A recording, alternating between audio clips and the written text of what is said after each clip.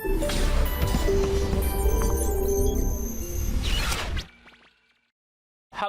Everyone, क्या हाल है? Hope you all are very safe and very good. जैसा कि पिछले टॉपिक से हम लोगों ने स्टार्ट कर दिया है एडवांस का क्रैश कोर्स, टाइम कम है, काम ज़्यादा करना है, तो let's begin with the today's topic that is conic section. ठीक है, कोनिक सेक्शन टॉपिक क्यों इंपॉर्टेंट है, क्या इंपॉर्टेंस है इसकी, एडवांस में क्या लेवल है। जैसे कि आपको पता है कोऑर्डिनेट ज्योमेट्री में कोनिक सेक्शन का रोल होता है। थोड़ा सा हमारा टच कम होता है, reason one of the reason होता है कि कैलकुलेशन में थोड़ी सी क्वेश्चन थोड़े से हम कम कर पाते हैं। तो बिना टाइम वेस्ट के आइए कोनिक सेक्शन पे अच्छे अच्छे क्वेश्चन से स्टार्ट करते हैं। तो let's begin with the first question. तो पहला क्वेश्चन हमारे पास है जो कि आपके सामने स्क्रीन पे दिख रहा होगा आपको। ठीक है, क्वेश्चन ने बोला है कि the equation 3x square plus का 4y स्क्वायर माइनस का 18x प्लस का 16y प्लस का 43 इज इक्वल्स टू सी। ठीक है, एक इक्वेशन दे रखी है और उस इक्वेशन से पूछा can not represent a pair of lines, ellipse को रिप्रेजेंट कर रहा है, एम्प्टी सेट होगा, a point if c point होगा अगर सी 0 हो जाए। तो सारी पिक्चर को हमने कैलकुलेट किया। तो उसके लिए क्या करिए, 3x square 18x 4y square 16y और 43 इन सबको उठा करके परफेक्ट स्क्वायर बना दीजिए। तो 3 बाहर ले लेंगे तो अंदर आ जाएगा एक्स स्क्वायर माइनस का 6, तो x माइनस का 3 का होल स्क्वायर बन जाएगा ये। ठीक है, प्लस का 4 बाहर ले लीजिए तो अंदर आ जाएगा y प्लस का 2 का होल स्क्वायर। ठीक है, और यहाँ से आपके पास आएगा कितना 9 3 = 27 और 4 4 = 16, 67 प्लस 16 प्लस 27 तो 43 इक्वल्स टू सी आ गया। ठीक है, सामने आपके पास एक इक्वेशन का फॉर्मेट दे दिया अपन ने। आप चाहो तो इसको डिवाइड कर सकते हो। तो अगर मैं इसको डिवाइड कर देता हूँ तो ये बन जाएगा x माइनस 3 का होल स्क्वायर बाई 4, ठीक है, प्लस का y प्लस 2 का whole square by 3 is equals to c by 12। अब ऑप्शंस पढ़ना स्टार्ट करिए। ठीक है, तो पहला ऑप्शन कह रहा है कि this particular represent pair of straight line for can not represent a pair of straight line for any value of C. आपको दिख रहा है कि अगर सी की हम कोई भी वैल्यू यहाँ पर रख दो, दो परफेक्ट स्क्वायर का सम है, सी नेगेटिव हो तो इसके फैक्टराइजेशन हो नहीं पाएंगे, और फैक्टराइजेशन हो नहीं पाएंगे तो हम यहाँ से इंटरप्रेट नहीं कर पाएंगे क्या कि ये पेयर ऑफ लाइंस रिप्रेजेंट करेगा। इसलिए ऑप्शन ए आपका करेक्ट होगा। क्लियर, आगे बढ़ते हैं। नेक्स्ट सेकंड ऑप्शन कह रहा है वो विल रिप्रेजेंट एन एलिप्स। अब अगर ये एक एलिप्स रिप्रेजेंट करता है तो अगर ये इक्वेशन एक एलिप्स को रिप्रेजेंट करी तो एच स्क्वायर लेस देन ए बी होना चाहिए। ठीक है, तो एच स्क्वायर लेस देन ए बी को वेरीफाई कर लेते हैं। एच 0 दे रखा है और ए और बी का प्रोडक्ट आ जाएगा 3 इंटू बी है 4, तो यानी होल्ड करेगा। इन एच स्क्वायर लेस देन ए बी होगा तो ये एलिप्स रिप्रेजेंट करेगा अगर प्रोवाइडेड अगर क्या सी ग्रेटर देन 0 हो जाए। पर यहीं पे तो डिपेंडेंसी आएगी।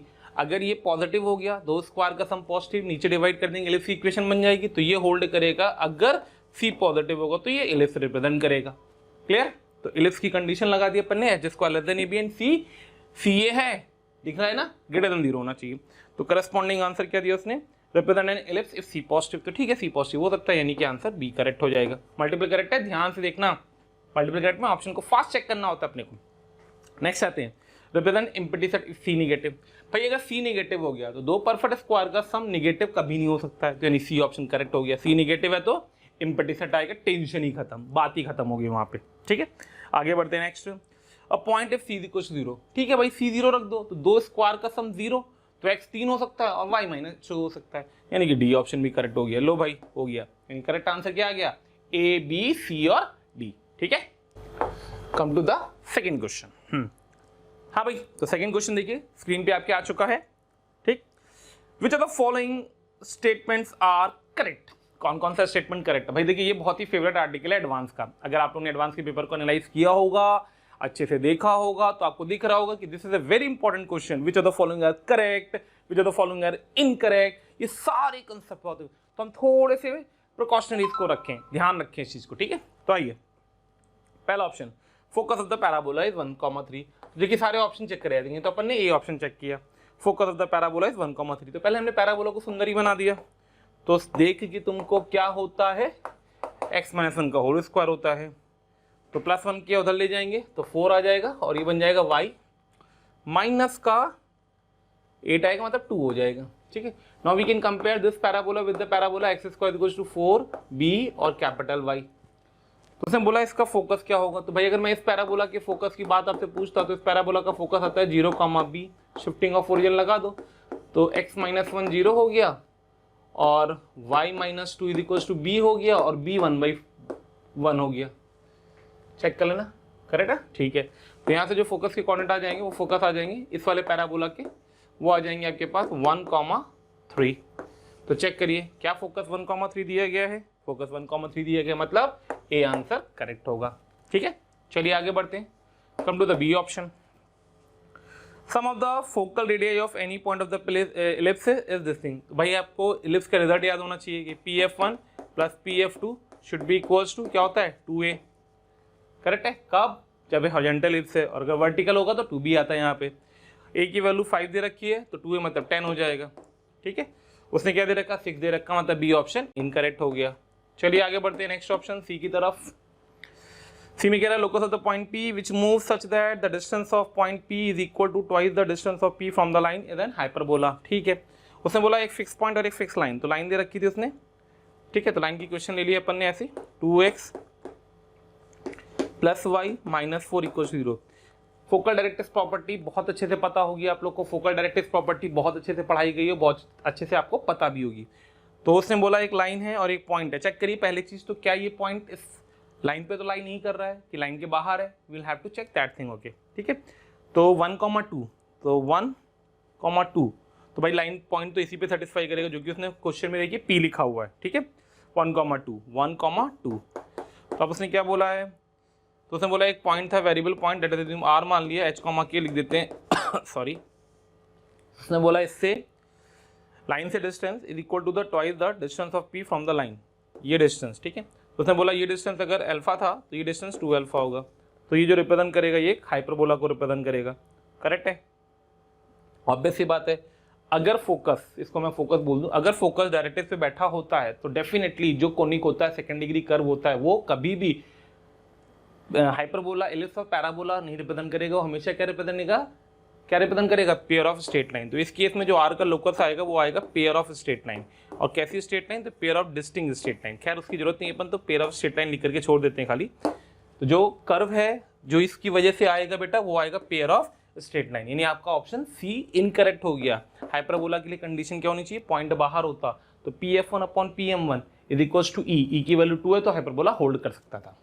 मेरी बात समझ में आ गई होगी। यहाँ पे focal directrix property, important concept, focal directrix property, तो application of focal directrix property. Okay, now come to the D option. ठीक है, चौथे पे चलते हैं भाई। चौथे में क्या कहा उसने, चौथे में वो आपसे कह रहा है एक इलिप्स दे रखा, उसकी एसेंट्रिसिटी निकालो।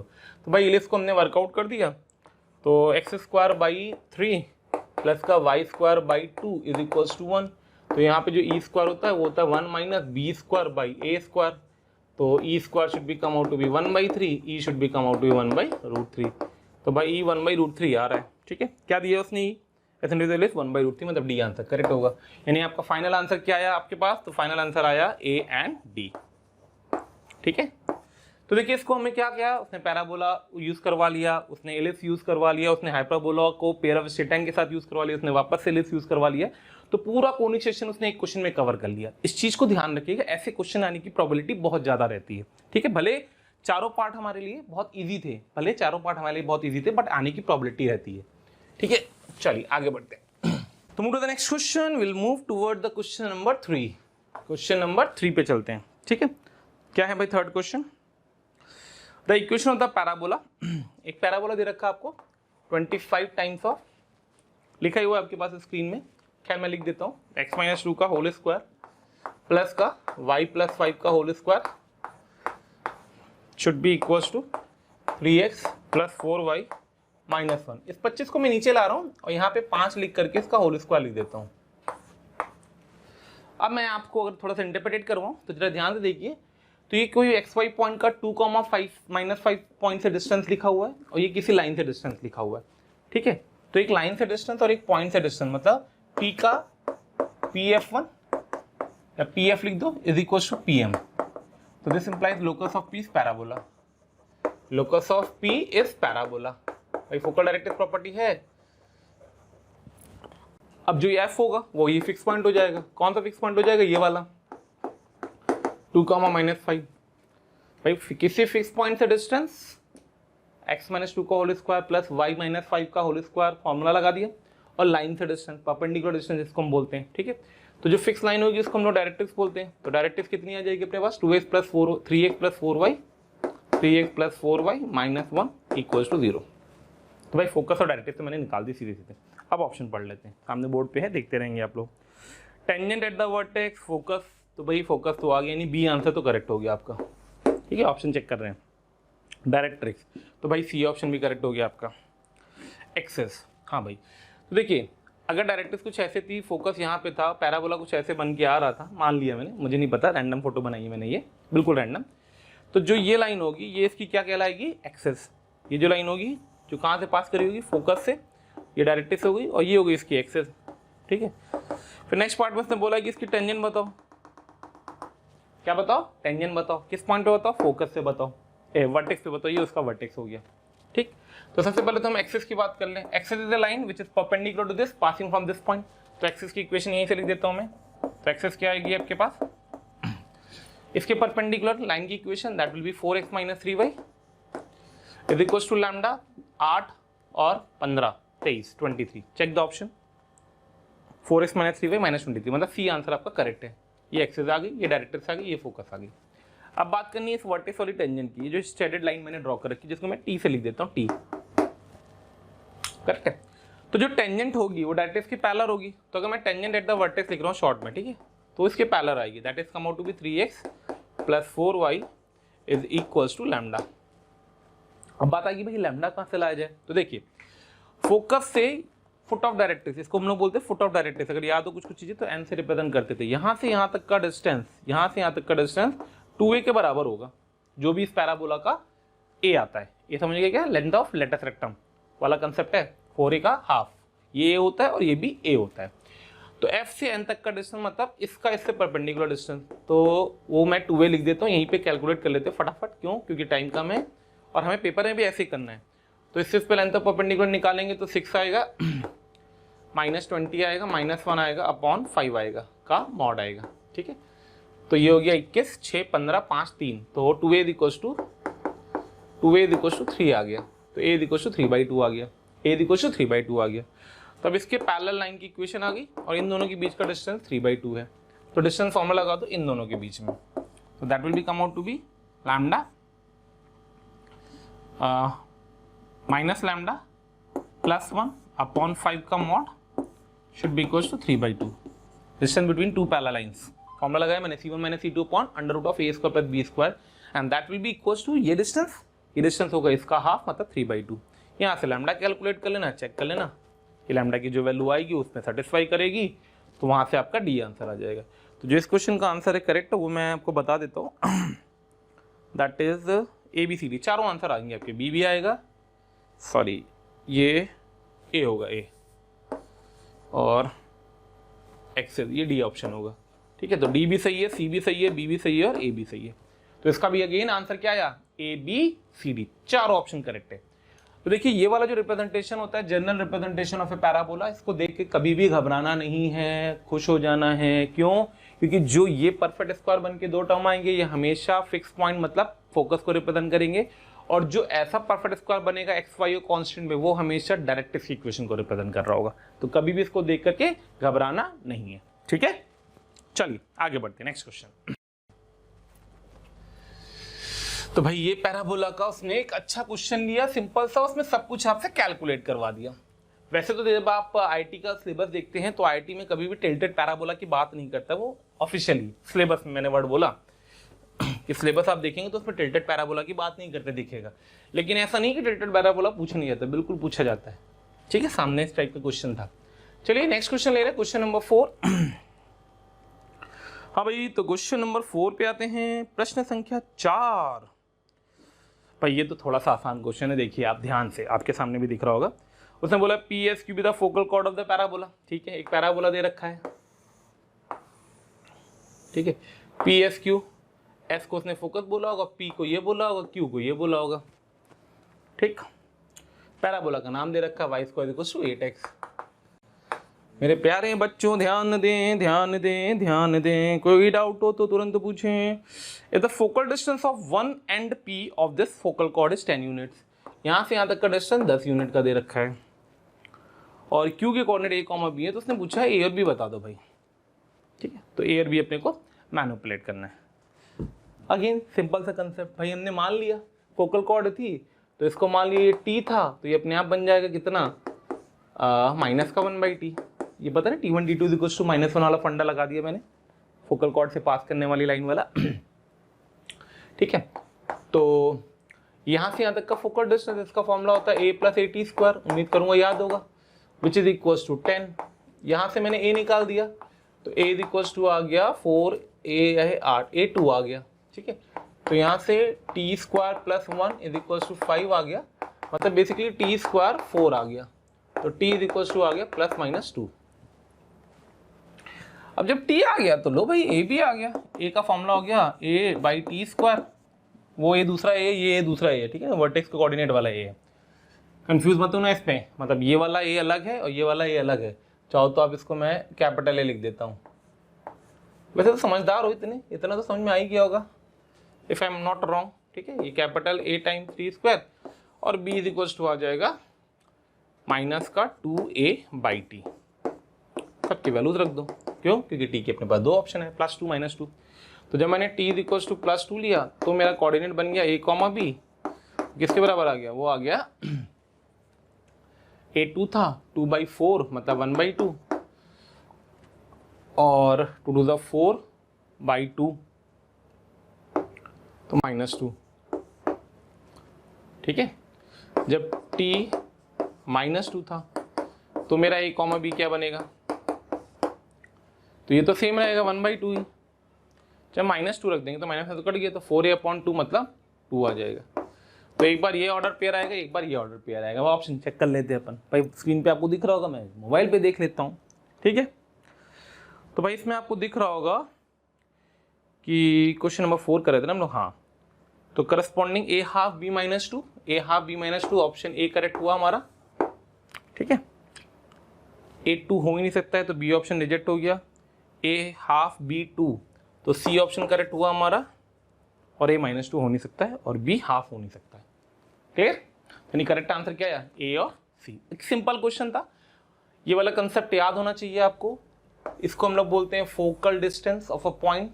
ठीक है, तो वो होता है a + at², और ये वाला फंडा पता होना चाहिए, अगर फोकल कॉर्ड होती है तो ऊपर का पॉइंट अगर t1 था तो नीचे का पॉइंट -1/t1 होता है। ठीक है, सिंपल सा क्वेश्चन डन। क्वेश्चन नंबर 5 पे चलते हैं, पंचम 5 की बात करते हैं आज। तो आज की बात 5 की बात, बाल बहुत बड़े हो गए ना यार, समझा करो, जा ही नहीं पा रहे हैं, क्या बताया जाए। खैर, fifth the equation of y² + 3 is equal to this thing represent a parabola with the vertex at. ठीक है भाई, सिंपल सा क्वेश्चन है। तो y² + 3 is equal to 2 times 2x + y। ठीक है, तो उसने बोला represent a parabola with the vertex. अरे भाई एक पैराबोला को रिप्रेजेंट कर रहा है, वर्टेक्स बताना है, तो लो भाई y² = 4 sorry y² - 2y + 1 is equal to 4x - 2। तो बन गया y - 1 का whole square is equal to 2 times of 2x 4 times of x minus का 1/2। तो लो भाई वर्टेक्स आ गया इस पैराबोला का, कितना आ गया 1,5। क्या क्या पूछा था उसने, ऑप्शन देने, ऑप्शन चेक करने अपने को फिर से। 1,5 1/2 ओ सॉरी, x कोऑर्डिनेट ½ होगा और y कोऑर्डिनेट 1 होगा, ½ 1। ठीक है, अच्छा एक्सेस की बात कर रहे हो तो पैराबोला हो गया ये वाला रूप, y² = 4x, तो ½ 1 यहाँ की होगा तो पैराबोला कुछ ऐसा बनेगा। ठीक है, ये हो गई इसकी axis parallel to x axis, तो ½ 1 and axis parallel to x axis, यानी कि ए ऑप्शन तो आएगा ही आएगा भाई। चलो भाई आगे बढ़ो, ½ 1 तो b ½ 1 के 3 ऑप्शन थे। ओके, ½ 1 फोकस की बात कर ले तो इसका फोकस यहाँ पे आएगा कहीं। तो अगर मैं फोकस की बात करता तो इस पैराबोला का फोकस आता ½ प्लस, तो क्या x - ½ की वैल्यू a के बराबर होती, a1 होता, तो ½ + 1, y1 आता। 3/2, 1 आता फोकस, 3/2, 1। शिफ्टिंग ऑफ ओरिजिन का कंसेप्ट यूज किया यहाँ पे मैंने वापस से, ठीक है। अभी एक क्वेश्चन किया था उसी फॉर्मेट पे, शिफ्टिंग ऑफ ओरिजिन 3/2, 1, ठीक है। 3/2, 1, 3/2, 1, मतलब सी आंसर भी करेक्ट हो जाएगा अपना फिर तो, ठीक है। Half one and parallel to y axis, तो आंसर आना चाहिए AC। तो भाई अगेन एक सिंपल सा क्वेश्चन, 5वां, ठीक है। पैराबोला का उसने रूप बनाया और रूप बनाने के बाद रूपा के बारे में पूछना शुरू कर दिया कि इसका वर्टेक्स क्या होगा, इसका फोकस क्या होगा, इसकी डायरेक्ट्रिक्स क्या होगी, इस पे टेंजेंट की इक्वेशन क्या होगी। एक सिंपल से कंसेप्चुअल क्वेश्चन, ठीक है। चलिए आगे बढ़ते हैं। क्वेश्चन आ रहा है क्वेश्चन नंबर 6, ठीक है। क्या कह रहा है भाई, the point of contact of the line this and the hyperbola, ठीक है। लाइन दे रखी है, देखिए भाई कोनिक सेक्शन में बहुत टफ क्वेश्चन की एक्सपेक्टेशन मत करना, वो सर्किल में आपने देखा भी था, मैंने कराया थे क्वेश्चन, तो सर्किल में कवर हुआ है, ठीक है। तो एक लाइन दे रखी है आपको, दैट इज 5x + 12y = 9, और एक हाइपरबोला आपको दे रखा है, दैट इज x² माइनस का 9y² = 9, ठीक है। मान लो इस हाइपरबोला को थोड़ा सा सुंदर बना देते तो बन जाएगा x² / 9 माइनस का y² / 1 = 1। अब उसने बोला है कि ये लाइन इसको टच करती है हाइपरबोला को, तो अगर ये लाइन इसको टच करती है तो इसका स्लोप निकाल दो, तो जिसका स्लोप आ जाएगा हो जाएगा माइनस का 5/12, ठीक है। यहाँ से A और B निकाल दो हाइपरबोला का, तो A आ जाएगा 3 और B आ जाएगा 1। पूछा क्या गया है, उसने पूछा है आपसे कि the point of contact of this will lie on, मतलब जो ये लाइन है अगर इस पे टेंजेंट थी, point of contact of this line and the hyperbola this, मतलब एक लाइन हाइपरबोला को, मान लें हाइपरबोला ऐसे कहीं टच कर रही थी P पॉइंट पे, तो जो पॉइंट ऑफ कॉन्टेक्ट है वो और किस किस लाइन पे लाई कर सकता है ये भी बताना है, मतलब बेसिकली अपने को P निकालना था और फिर ऑप्शन चेक करने थे कि कौन से ऑप्शन में P सेटिस्फाई कर रहा होगा, ठीक है। तो सबसे पहले हमने P की बात कर ली, तो अगर आप लोग को याद हो कि कोई भी लाइन y = mx + c अगर किसी हाइपरबोला को टच करती है तो जिसके पॉइंट ऑफ टेंजेंसी होते हैं वो होते हैं minus plus a² m / a² m² minus b² comma plus minus m times of plus minus b² times of a² m² minus b², ठीक। If you remember this result which is very good for you, if you can't you have to remember, if you remember this result this is very good for you, if you can't remember तो must remember this, ठीक है। याद करिए, जरूरी है क्योंकि हम वहाँ पे इंटरप्रेट करेंगे, या फिर हम इसको सॉल्व करके D बना करके पॉइंट ऑफ टेंजेंसी निकालेंगे, टेंजेंट लिख करके कंपेयर करेंगे। एक तरीका तो ये है, दूसरा तरीका क्या है, या तो आप इससे कर लीजिए या फिर आप इसकी टेंजेंट की इक्वेशन लिखिए, ठीक है। तो आप इसकी टेंजेंट की इक्वेशन लिखेंगे x(x1) / 9 माइनस का y(y1) / 1 = 1, और जो गिवन लाइन है 5x + 12y = 9, इन दोनों को कंपेयर कर दीजिए। तो जैसे कंपेयर करेंगे विल गेट x1 / 9 / 5 = माइनस का y1 / 1 / 12 = 1/9। यहाँ से x1 आ जाएगा 5 और y1 आ जाएगा आपका माइनस का 4/3। चेक कर लीजिएगा फटाफट, जो आपका पॉइंट आ जाएगा वो आ जाएगा मैं भी चेक कर ले रहा हूँ, तो 5 कॉमा माइनस का 4/3, तो जो आपका पॉइंट ऑफ टेंजेंसी मतलब P की कोऑर्डिनेट आ गई है हमारे पास, ठीक है। डायरेक्टली ये मेथड 2 है हमारा, ध्यान रखना। अगर आप इससे कंफर्टेबल हैं तो अच्छी बात है, वैसे तो मैं आपसे बोलूँगा इसको याद रखता, वहाँ पे फटाफट टाइम नहीं लगता है, A पता है, B पता है, M पता, सब भर दिया और आंसर चेक कर लिया। कई बार क्वेश्चन दूसरा तरीका इसको मैंने बताया कि इस पर आपने M स्लोप की x1 y1 पॉइंट मान करके टेंजेंट की इक्वेशन लिख दी हाइपरबोला पे और गिवन लाइन के साथ कंपेयर कर दिया, काफ़ी इंपॉर्टेंट कंसेप्ट है ये भी। कंपेयर कर दिया, वहाँ से x1 y1 डायरेक्ट निकाल दी। दोनों चॉइसेस आपके पास है, जिससे चाहे आप उससे करें, ठीक है। ये इसलिए थोड़ा सा रिस्की हो जाता है क्योंकि कई बार हम लोग यहाँ पे m है, m² है, ये भूलते हैं। पर ये तो नीचे वाला तो सबको याद है, हाइपरबोला तो नीचे माइनस b² आएगा, यहाँ पे प्लस माइनस प्लस आ गया तो यहाँ पे प्लस माइनस आएगा, ये भी श्योर है। बस याद रखने वाला टर्म होता है, यहाँ पे कई बार बच्चे m और m² में कन्फ्यूज होता है। अगर आपको याद है तो कोई दिक्कत नहीं, बट आपके पास दोनों तरीके हैं। अब आपने P निकाल दिया, ऑप्शन चेक कर लीजिए कौन कौन सा ऑप्शन सेटिस्फाई कर रहा है। तो जब P पॉइंट को हम सेटिस्फाई करेंगे चारों ऑप्शन में, तो जो आंसर करेक्ट आता है बेटा वो आता है A और B, ठीक है। तो A और B इसका करेक्ट आंसर होगा। क्या होगा? A और B इसका करेक्ट आंसर होगा, ठीक है। चलिए आगे बढ़ते हैं next. Thank you so much हमें इतना सारा प्यार देने के लिए। हजारों स्टूडेंट्स हमारा ये वीडियो लेक्चर्स जो आपको दिख रहा है इसका फ़ायदा उठा रहे हैं, और आप भी अगर इसका फ़ायदा उठाना चाहते हैं तो नीचे डिस्क्रिप्शन लिंक में क्लिक करें और अपना जो भी इनरोलमेंट है उसको सुनिश्चित करें। साथ ही जिन बच्चों को डाउट सॉल्विंग और स्टडी मटेरियल से रिलेटेड कोई भी इशू आ रहा है वो हमारे प्रीमियम कोर्स को इनरोल कर सकते हैं डिस्क्रिप्शन बॉक्स में जाकर के। रिलेवेंट चीज़ें बता रहा हूँ, ध्यान देना और रिलेवेंट चीज़ें ही करना। प्लीज़ आप सर्ट चीज़ें मत करिए एडवांस के चक्कर में कि आप हाई तो मचाए पड़े आप सर्ट करे जा रहे हैं। ठीक है, बहुत सारी चीज़ें आप सर्ट होती है, कोऑर्डिनेट ज्योमेट्री में आप सर्ट कभी नहीं आता है, कैलकुलेटिव आता है, मैं बार बार बोल रहा हूँ, आप सर्ट नहीं आता है। ठीक है, आगे बढ़ते हैं। नेक्स्ट क्वेश्चन ले रहे हैं, क्वेश्चन नंबर 7। हाँ भाई, अच्छा ये क्वेश्चन अच्छा था, थोड़ा सा आपको थोड़ा सा डिफरेंट भी लगेगा। उसने बोला ई be the eccentricity of the hyperbola.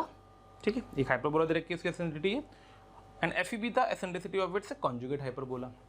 ठीक है, तो अगर ई एसेंट्रिसिटी हाइपरबोला की थी, ई ऑफ एच लिख देता हूं, और f of e be the eccentricity of the conjugate hyperbola c h लिख देता हूं। ठीक है, तो उसने क्या पूछा आपसे, देन इंटीग्रल 1 से 3 f of dash dash dash f of e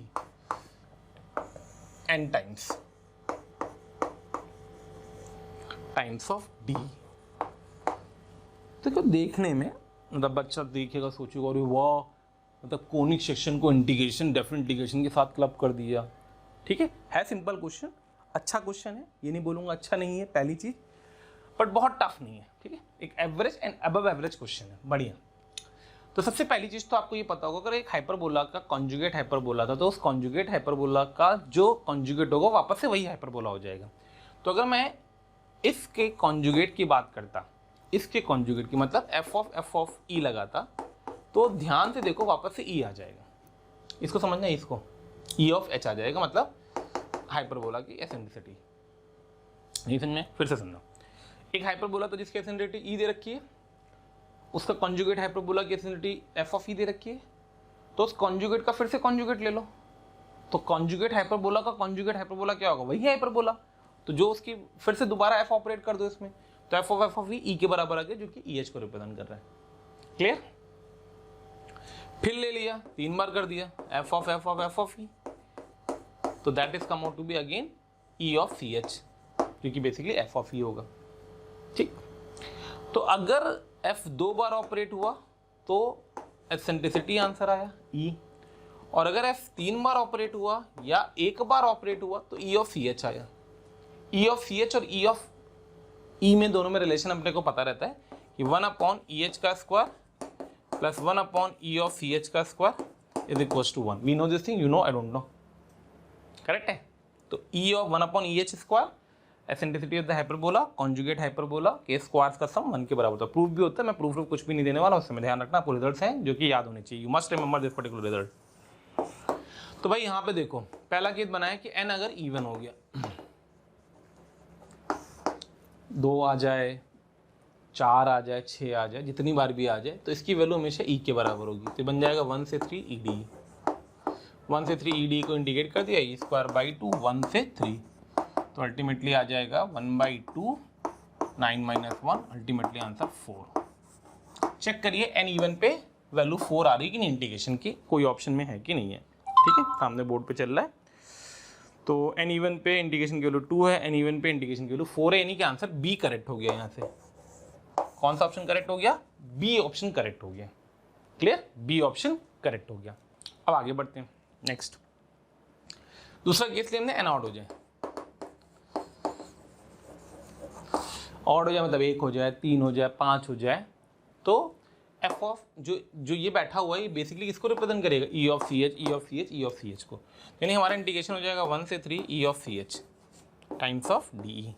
अब ई ऑफ सी एच कैसे निकलेगा, तो ई ऑफ सी एच को हम ऐसे निकाल देंगे 1/3, ई ऑफ सी एच यहाँ से निकलेगा, कुच्चू कुच्चू चुल्लू पुल्लू कुड़ुड़ शॉ। तो यहाँ से ई ऑफ सी एच की वैल्यू अगर मैं आपसे पूछूंगा तो वो आ जाएगी आपके पास E upon under root of 1 minus sorry E H का स्क्वायर -1 ई स्क्वायर -1। चेक करना गलत ना हो। तो ठीक है, ये आ गई। तो ये यहाँ बैठ जाएगी e upon under root of e square minus 1 times of d. इसका तो इंटीग्रेशन कर ही लोगे नीचे वाले को टी मान के ऊपर डी टी। ठीक है, तो एक अच्छा क्वेश्चन था, सिंपल, कैलकुलेट कर लेना। इससे जो आंसर आता है मैं बता देता हूँ आपको, कैलकुलेशन वाला पार्ट आप करिएगा, टाइम नहीं वेस्ट करते अपन। तो उसने बोला है 1 से 3 में, तो इसकी वैल्यू निकल के आ जाएगी 2√2।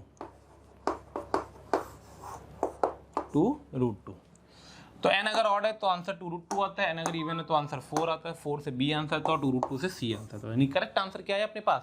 करेक्ट आंसर क्या है इस क्वेश्चन का? b and c।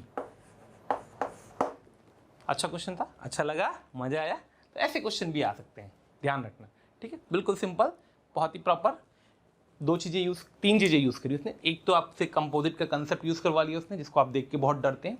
दूसरा, उसने आपसे एक प्रॉपर्टी पूछ ली कि कॉन्जुगेट हाइपरबोला की एसेंसिटी और हाइपरबोला की एसेंसिटी में क्या रिलेशन होता है। तीसरा, उसने आपसे इंटीग्रेशन करवा लिया, नॉर्मल इंटीग्रेशन है, बहुत टफ इंटीग्रेशन तो खैर नहीं है, बट ये एन इवन और एन ऑड वाले केस से कंपोजिट को कैसे सॉल्व किया गया वो देख लिया। ठीक है, अच्छा क्वेश्चन था। तूफानी करेंगे, ध्यान रखना। लेक्चर्स को कवर होने के बाद टॉपिक्स को रिवाइज करके क्वेश्चंस करिएगा और क्वेश्चन करिएगा। जैसे जिस शेड्यूल में हम लोग ने आपको एडवांस का क्रैश कोर्स दे रखा है, अगर आप उसी शेड्यूल को फॉलो कर रहे हैं तो आपने लेक्चर देखा, जो भी लेक्चर देखा उसके करस्पॉन्डिंग क्वेश्चन शाम को कर लिए। जो भी आपके पास सोर्स ऑफ मटेरियल है, शीट है अपनी, मोशन की शीट कर रखी है तो मोशन की शीट कर लीजिए। जो भी मटेरियल आपके पास है उसको आप करिए अच्छे से, ठीक है, कवर कर लीजिए। मुझे पता है कि जैसे आज मैं कोनिक पूरा करा रहा हूँ तो पैराबोला लेस हाइपरबोला के पूरा कवर करना पॉसिबल नहीं है, लेकिन आप फिर भी सेलेक्टेड अच्छे क्वेश्चन जरूर करें बच्चों। ठीक है, चलिए आगे बढ़ते हैं। नेक्स्ट क्वेश्चन है, क्वेश्चन नंबर 8 आता है हमारे पास।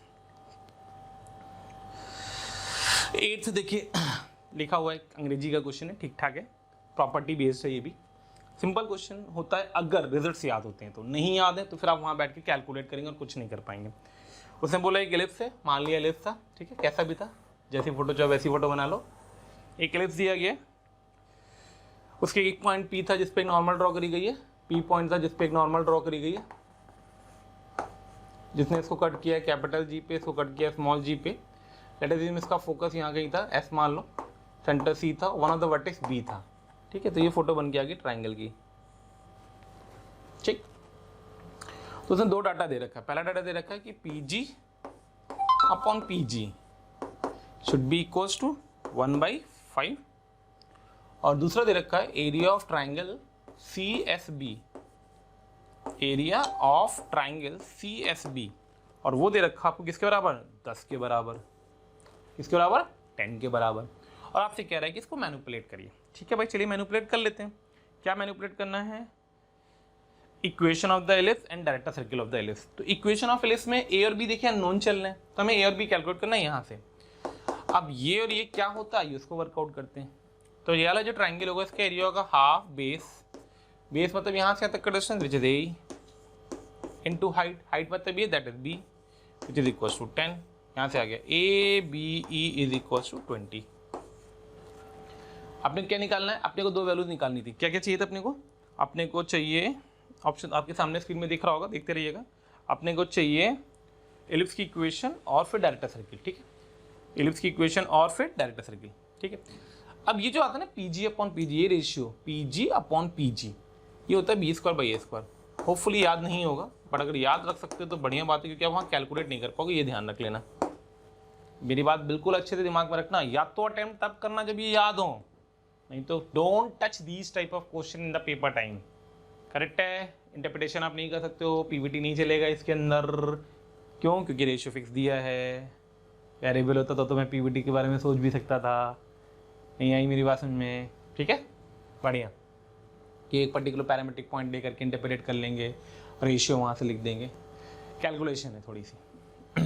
खैर, तो बस आ गया एक रिलेशन बचपन से और पैदा हमें पता था, ई स्क्वायर क्या होता है? तो e square is equal to होता है 1 minus b square by A square. तो यहाँ से ई स्क्वायर निकाल दो, बी स्क्वायर बाई स्क्वायर 1/5 है, तो e square is equal to आ गया 4/5, तो ई इज इक्वल टू आ गया 2/√5। ठीक है, बस खत्म। ये इसका मेनली जो की स्टेप था इस क्वेश्चन में वो ये था कि B square upon A square 1/5 आपको पता है या नहीं पता है? पता है तो बहुत शानदार बात, नहीं पता है तो भैया फिर करना, करोगे तो आपको पता है कितना टाइम लगना है। कोई ऐसा तो है नहीं कि शॉर्टकट इसका मैं बता दूं आपको, कैलकुलेशन तो है ये बेसिक वाली जो भी हाई रेट्स की लगती है। ठीक है, तो ये सब जो रिजल्ट्स है ना एलिप्स में नोट्स में आपके पास होंगे, इसको पढ़ के जरूर जाएं। पैराबोला के, एलिप्स के और हाइपरबोला के जितने भी हाईलाइट्स के पॉइंट्स हैं उनको बहुत अच्छे से पढ़ के जाएं। और मैं बार बार बोल रहा हूँ आपसे, उनको याद कर लें इंस्टेड ऑफ कि वो कैसे आया, क्योंकि आप पेपर टाइम में इंटरप्रेट नहीं कर पाएंगे। और हाईलाइट वाला पार्ट एडवांस के लिए इंपॉर्टेंट है, मतलब important in the sense of compulsion नहीं, बट हाँ क्वेश्चन अगर अच्छा बनाना है किसी को तो वो हाईलाइट वाले से बना सकता है बहुत आराम से। मेरी बात को ध्यान रखना, ठीक है। तो रिवाइज आप आज की डेट पे नोट्स जब रिवाइज करिएगा तो हाईलाइट्स को जरूर रिवाइज करिएगा। यहाँ से कैलकुलेट कर लेना, ए और बी तुम्हारा कैलकुलेट हो जाएगा, जो भी कैलकुलेशन आनी है इंटरप्रेट कर लेना। तो बी स्क्वायर सॉल्व करके आता है 10 और ए स्क्वायर आता है 50। तो जो एलिप्स की इक्वेशन आ जाएगी आपकी वो आ जाएगी एक्स स्क्वायर अपॉन 50 प्लस का y square upon 10 is equals to 1। कोई ऑप्शन मैच कर रहा है क्या? बिल्कुल मैच कर रहा है। कौन सा ऑप्शन मैच कर रहा है? ए ऑप्शन मैच कर रहा है, ठीक है। डायरेक्टर सेट जो सबको पता है क्या होता है एलिप्स का DC, x square plus Y square is equals to, जल्दी बताओ director circle, x square plus Y square equals to a square plus b square. बहुत शानदार बात।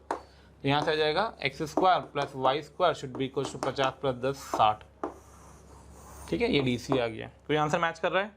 सी आंसर मैच कर रहा है। What is the correct answer? A and C. What is the correct answer? A and C. क्या मेरी बात समझ में आ रही है? तो ये भी एक ठीक क्वेश्चन था। इसमें जो पूरे क्वेश्चन का की पार्ट है वो ये पार्ट है, ठीक है।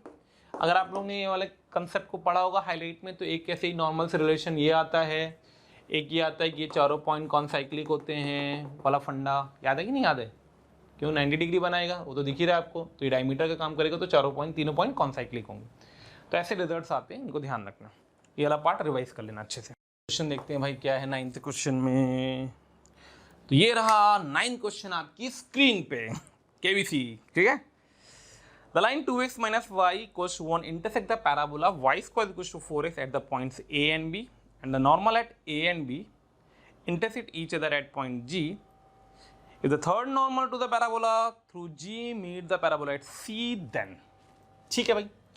उसने बोला एक पैराबोला था, बना दिया भाई पैराबोला। क्या था नाम उसका? y square equals to 4x। लो भाई y square equals to 4x parabola बन गया। फिर एक लाइन थी, नाम क्या है? अरे नाम क्या है लाइन का? 2x minus Y equal to 1, तो y 1 हो गया, x 2 हो गया, x हाफ हो गया, ये लाइन आ गई तुम्हारी, ठीक है। ये पैराबोला आ गया। कहाँ कहाँ मोहब्बत करी? आगरा पे की और बॉम्बे पे करी है। तो ये आगरा आ गया, ये बॉम्बे आ गया। उसने बोला है and the normal at A and B, तो ए पे नॉर्मल ड्रॉ करी गई है, लो भाई ए पे नॉर्मल आ गई। बी पे नॉर्मल ड्रॉ करी गई है, तो लाइक बी पे नॉर्मल आ गई। मीट कहाँ करी है? जी पे। फिर क्या कहा? The third normal to the parabola through G. Obvious सी बात है, 3 नॉर्मल तो पास करेंगे पैराबोला से, ठीक है। तीसरी नॉर्मल ये आ गई पैराबोला पे, ठीक है। ये भी 90 है, ये भी 90 है और ये भी 90 है, तो सी पे मीट कर रही है। देन चेक द ऑप्शंस वापस से, which of the following are correct, which of the following are incorrect, ठीक है। तो भाई लाइन दे रखी है और पहला ऑप्शन है sum of the abscissa of the ordinate of सी।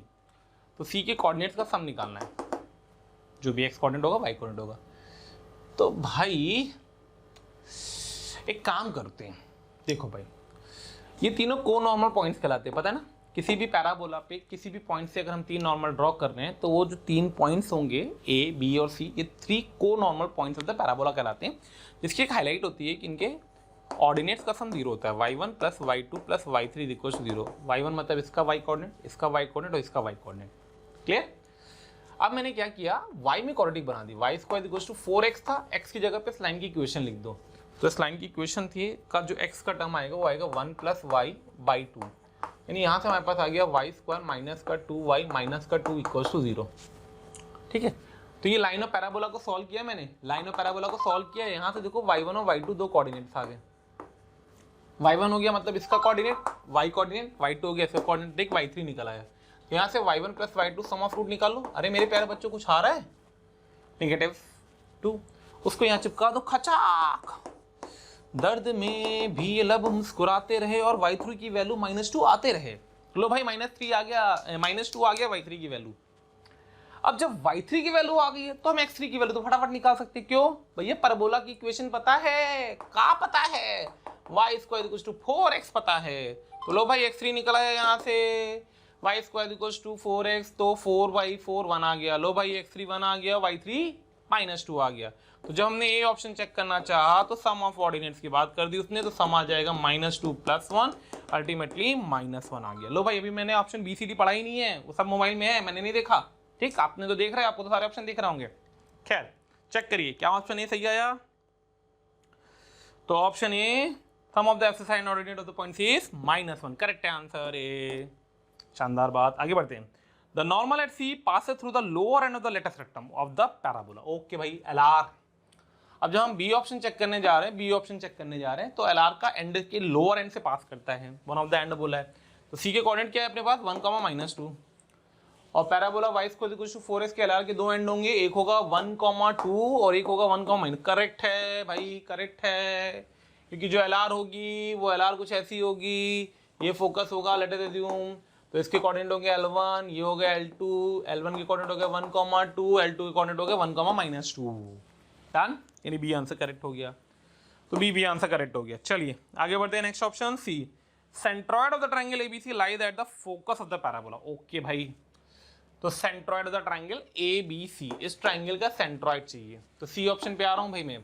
ठीक है, तो ट्रायंगल ABC का सेंट्रॉइड, ट्रायंगल ABC का सेंट्रॉइड, तो ABC का जो सेंट्रॉइड होगा उसके कोऑर्डिनेट होंगे sigma xi/3, sigma yi/3, correct है। अब सिग्मा yi की वैल्यू तो 0 ऑलरेडी आ चुकी थी, सिग्मा yi की वैल्यू, तो ये तो 0 हो गया, यानी कि यहाँ से जो ये कोऑर्डिनेट आ गया तो 0 आ गया। अब बात आती है सिग्मा xi/3 क्या होगा वो निकालना है, और इसका फोकस क्या था पैराबोला का, 1, 0 था। अगर मैं इस पैराबोला का आपसे फोकस पूछूं तो इस पैराबोला का फोकस आ जाएगा 1, 0। तो हमें ये चेक करना, अगर ये 1 आ जाएगा तो सी आंसर आएगा, वरना नहीं आएगा। ठीक, तो बात आ रही है how to calculate x1 + x2 + x3/3, correct है। तो x1 + x2 + x3 में देखो x3 तो आ चुका है, x1 + x2 और निकालना है, x1 और x2 निकालना है। ठीक है भाई, देखो एक काम करो, जैसे हमने ये y में क्वाड्रेटिक बनाई थी ना, वैसे ही इन दोनों इक्वेशन को लो, लाइन को और पैराबोला को, और x में क्वाड्रेटिक बना दो। तो what will get it over there, तो आपके पास आ जाएगा 2x, लाइन की इक्वेशन क्या थी, 2x - y = 1 थी ना शायद, करेक्ट है। तो 2x - 1 का whole square equals to 4x। तो देखो ये बन गई 4x² - 4x, तो -8x + 1 = 0।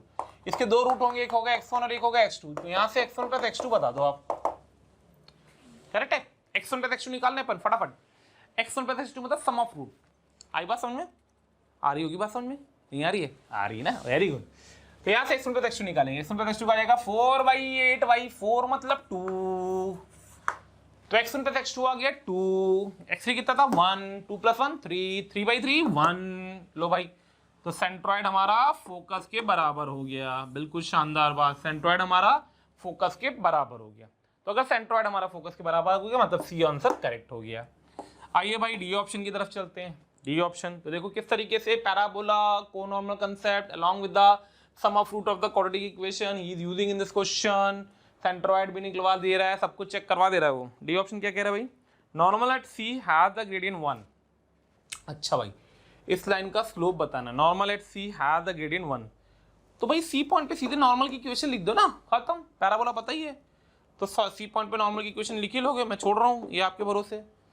तो नॉर्मल की इक्वेशन लिख देना, y² = 4x पैराबोला पे नॉर्मल की इक्वेशन एट द पॉइंट 1, -2। ठीक है, तो आ जाएगी, सॉल्व कर लेना, मैं छोड़ रहा हूँ ये आपके भरोसे, x - y - 3 = 0।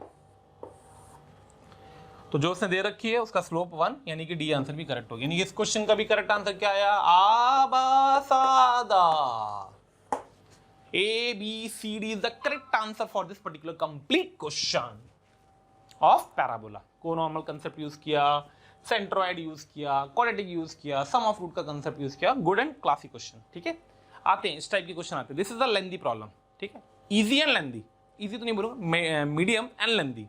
ये कई बच्चों को ये सारे पॉइंट ध्यान नहीं रखते हैं, ये कोनॉर्मल पॉइंट्स के ऑर्डिनेट का सम 0 होता है, नॉर्मल की एक हाईलाइट होती है, याद रखना।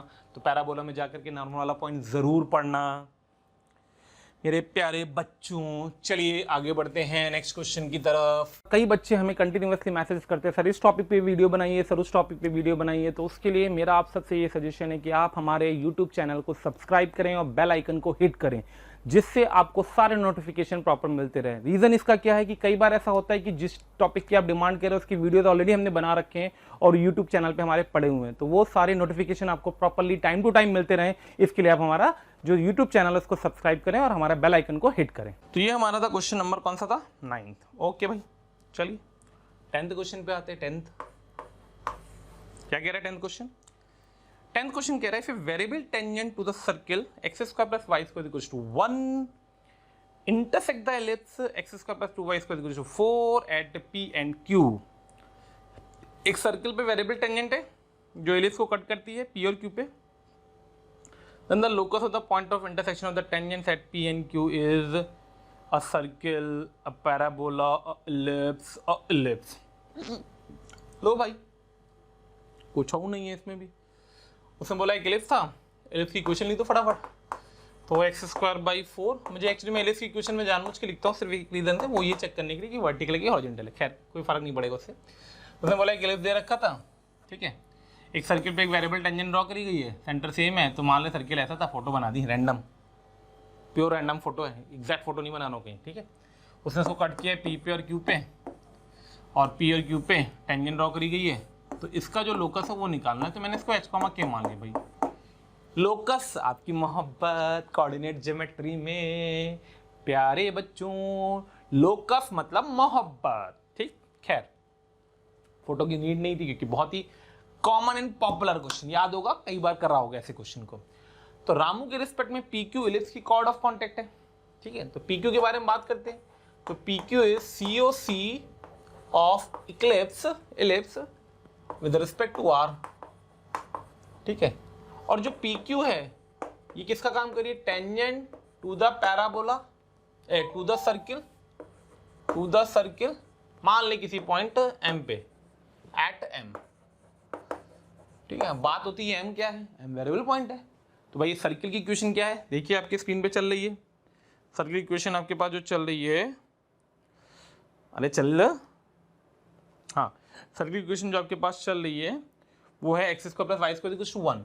यानी M पॉइंट हो गया cos theta comma sine theta. अरे भाई पूरा लिख देता हूँ, आप बोलोगे सर क्या क्या करते हो आप, हैं सी थीटा और एस थीटा। खैर अब तो फेमस फैमिलियर लोगों को C theta, S theta, T theta. Tangent के लिए टी यूज़ करते कैपिटल टी, साइन के लिए कैपिटल एस, कॉस के लिए कैपिटल सी।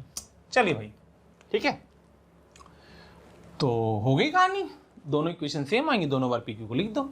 तो मान लो यहाँ से मैं पी क्यू लिखूंगा तो कॉर्ड ऑफ कॉन्टेक्ट लिखना है इस एलिप्स का इस रिस्पेक्ट में, तो इसकी इक्वेशन याद ही होगी, रटे बैठे होगे, मतलब मुझे तो कहने की भी शायद ज़रूरत नहीं पड़नी चाहिए और आप लिख दोगे, ठीक है। ऐसे यहाँ से पी क्यू लिखेंगे तो पी क्यू मतलब टेंजेंट लिखना है इस सर्किल पे, सर्किल की equation x square plus Y square equals to 1। तो वहाँ से जो आएगी वो आएगी x cos theta plus y sine theta is equals to 1, x cos theta plus y sine theta is equals to 1। दोनों सेम इक्वेशन है, इक्वेशन 1 एंड 2। अगर दोनों सेम इक्वेशन है, दोनों को कंपेयर कर दिया, जैसे दोनों को कंपेयर किया, what will get over there, h by 4 cos theta is equals to k by 2 sin theta is equals to 1। यहाँ से sin थीटा cos थीटा को एलिमिनेट कर दो, तो sin square theta plus cos square theta is equals to 1। तो k by 2 का whole square plus का h by 4 का whole square equals to 1। Generalise कर दो, तो जनरलाइज इक्वेशन आ गई एक्स स्क्वायर बाई 16 प्लस का y square by 4 is equals to 1। तो जो लोकस आया वो क्या आ गया, लोकस इज एन एलिप्स। क्या है भाइयों, अरे भाइयों लोकस, लोकस क्या है, लोकस है एक एलिप्स। तो भाई ए ऑप्शन रिजेक्ट हो गया, बिल्कुल शानदार बात। बी ऑप्शन रिजेक्ट हो गया, बिल्कुल शानदार बात। An ellipse with the eccentricity, an ellipse with the length of latus rectum is 2 unit. तो भाई इसकी एसेंट्रिसिटी निकालो पहले तो ई इज इक्वल्स टू आ जाएगा under root of 1 minus b square by A square 1/4 √3/2। तो यानी कि सी आंसर करेक्ट है, सी आंसर करेक्ट है। और क्या चाहिए, latest rectum of 2 unit, length of latus rectum L R की लेंथ चाहिए एलिप्स की, एल आर की लेंथ होती है 2b स्क्वायर बाई ए, ठीक है। 2b स्क्वायर मतलब 4 दूनी 8/4, तो 4 2 आंसर आएगा। क्या दिया है 2 यूनिट, मतलब डी आंसर भी करेक्ट है। What is the correct answer? The correct answer is C and D. Correct है। चलिए आगे बढ़ते हैं, नेक्स्ट क्वेश्चन देखते हैं। सामने नेक्स्ट क्वेश्चन आ रहा है, क्वेश्चन नंबर 11, जो कि एक इंटीजर टाइप क्वेश्चन है। तो मल्टीपल ग्रेड की अपन ने कुछ प्रैक्टिस कर ली कोनिक सेक्शन में, अब अपन बात करने जा रहे हैं इंटीजर वाले क्वेश्चन की, ठीक है। चलिए, तो पहला क्वेश्चन आपकी स्क्रीन पे ये रहा, ठीक। Question number 11, the tangent at the point P 1, 1 on the curve, एक कर्व दे रखा है y equals to x square plus का bx माइनस का b। उसने बोला है इस कर्व पे, मतलब एक पैराबोला है, ठीक है। टेंजेंट की बात कर रहा है, meet the x and y axis at a and b respectively and o, ये 0 नहीं है, ये o है, o फॉर ओरिजिन वाला, ठीक है। If b1 b2 b3 are the values of b for with the area the triangle is 2 square units with the condition b1 less than b2 less than b3, then modulus of b1 plus modulus of b2 plus b3, ठीक है। चलिए, तो सबसे पहले हमें tangent चाहिए इस curve की एक पॉइंट P पे, तो वो बन जाएगी y माइनस 1 इसका स्लोप इंटू x माइनस 1, ठीक है, क्योंकि पॉइंट इसको सेटिस्फाई करेगा। स्लोप निकाल लो डायरेक्टली, चाहो तो डिफरेंशिएट करके 2x प्लस b, x1 रखेंगे तो 2 प्लस b आ जाएगा टेंजेंट का स्लोप। चेक कर लेना, मैं कैलकुलेशन मिस्टेक ना हो रही कहीं पे भी, ठीक है। अभी टेंजेंट एक्स एक्सिस को जहाँ पे काटेगी वो पॉइंट ए हो जाएगा, और जहाँ वाई एक्सिस को काटेगी वो पॉइंट बी हो जाएगा, ठीक है। तो 0, कॉमा 0, तो y को 0 रख दो भाई, x निकाल दो। तो y को 0 रख करके x निकालेंगे तो आ जाएगा 1 माइनस 1/2 प्लस बी, ठीक है। और x को 0 रख करके y निकाल दो तो आ जाएगा 1 माइनस 2 माइनस बी। चेक कर लेना, मिस्टेक ना हो रही कहीं पे भी, ठीक है। तो इससे अब ट्रायंगल OAB का एरिया निकाल देते हैं अपन, जो कि उसने 2 के बराबर दे रखा है। तो हाफ आएगा, ठीक है, बेस आएगा 2 प्लस बी माइनस 1, तो 1 प्लस बी आ गया अपॉन 2 प्लस बी आ गया, ठीक है, इनटू ये बन जाएगा b plus 1 with a minus sign. Area है तो मॉड ले लो, माइनस एडजस्ट हो जाएगा, इक्वल टू 2 आ गया। तो बेसिकली आ गया b प्लस 1 का whole square upon modulus of b plus 2 should be equals to 4, ठीक है। यहाँ से एक बार प्लस साइन के साथ खोल दो और एक बार माइनस साइन के साथ खोल दो, मॉडुलस था इसलिए। एरिया की बात कर रहा ट्रायंगल, क्योंकि कहीं पे भी जा सकता है, b वेरिएबल है, हमें कुछ नहीं पता है कि फर्स्ट क्वाड्रेंट में काटेगा, सेकंड में काटेगा, थर्ड में काटेगा, फोर्थ में काटेगा, इसलिए अपन ने मॉडुलस लगाया यहाँ से। तो प्लस साइन के साथ ओपन करेंगे तो आ जाएगा b प्लस 1 का whole square equals to 4b plus 8, ठीक है। माइनस साइन के साथ खोलेंगे तो b प्लस 1 का whole square is equals to minus का 4b माइनस का 8। चेक कर लेना, कैलकुलेशन मिस्टेक ना हो कहीं से, ठीक है। यहाँ से b की वैल्यूज आ जाएंगी, चेक कर लेना कौन कौन सी 1 2 3 को सेटिस्फाई करिए उसी के करस्पॉन्डिंग। तो 2 क्वाड्रेटिक आएंगी, वहाँ से b की जो वैल्यूज आएंगी इन सबसे, एक आएगी b1 इज इक्वल्स टू -3, एक आएगी b2 is equals to 1 minus √2 और एक आएगी b3 is equals to 1 plus √2। Calculation कर लेना, ठीक है। सिंपल सा पार्ट है, क्वाड्रेटिक मैंने आपको बना दी, कंसेप्ट मैंने आपको बता दिया।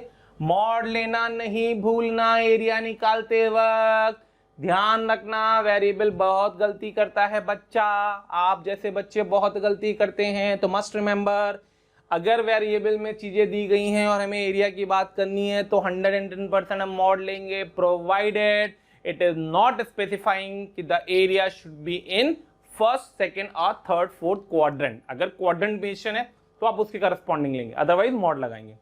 तो उसने पूछा था आपसे modulus of b1 plus modulus of b2 plus b3 की वैल्यू बता दो भाई। तो मॉडुलस ऑफ b1 मतलब 3 हो गया, b2 प्लस b3 मतलब 2 हो गया, तो अल्टीमेटली उत्तर मेरे पुत्र 5 आएगा। क्या आएगा? 5 आएगा। क्लियर? तो किस तरीके से वेरिएबल का यूज करते हुए उसने एरिया का यूज किया है, पैराबोला यूज किया, एरिया यूज किया, मॉडुलस की मिसिंग करोगे तो बी के वैल्यूज में फर्क आएगा, बी सॉल्व करवा के कैलकुलेट, सिंपल कैलकुलेटिव क्वेश्चन, ठीक है। आगे बढ़ते हैं नेक्स्ट क्वेश्चन की तरफ। नेक्स्ट क्वेश्चन है हमारा क्वेश्चन नंबर 12। कौन देगा सहारा? Question number 12। क्या कहा है भाई उसने बोला है PQR be any 3 points on the ellipse x square by 16 plus का y square by 3 is equals to 1. Find the maximum area of triangle PQR. Triangle का मैक्सिमम एरिया बताना है अपने को, ट्रायंगल का मैक्सिमम एरिया बताना है 3 पॉइंट से। तो देखिए मैं किस तरीके से इसको इंटरप्रेट कर रहा हूं, उसको सीखना आप कि अगर अपन ने ट्रायंगल में 3 पॉइंट इस तरीके से लिए, कोई भी रैंडम पॉइंट ये, ठीक है, इसके पैरामेट्रिक कोऑर्डिनेट मान लिए अल्फा, इसके मान लिए Q का बीटा, इसके मान लिए R का गामा, ठीक है।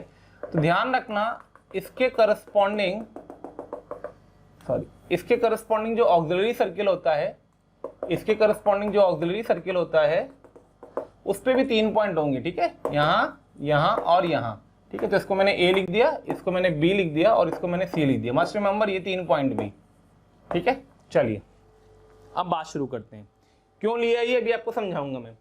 एरिया ऑफ ट्राइंगल हमें चाहिए, तो एरिया ऑफ ट्राइंगल हो जाएगा 1/2, मॉड लगा लेना क्योंकि एरिया की बात कर रहा है वापस से। ट्राइंगल पी क्यू आर है, तो पी के जो पैरामेट्रिक कोऑर्डिनेट होते हैं उम्मीद करूंगा याद होंगे आपको। एलिप्स दे रखा है, तो ये पॉइंट हो जाएंगे आपके पास 4 cos अल्फा, √3 sin अल्फा। ऐसे क्यू बीटा भी आ जाएगा और ऐसे ही आर गामा भी आ जाएगा, ठीक है।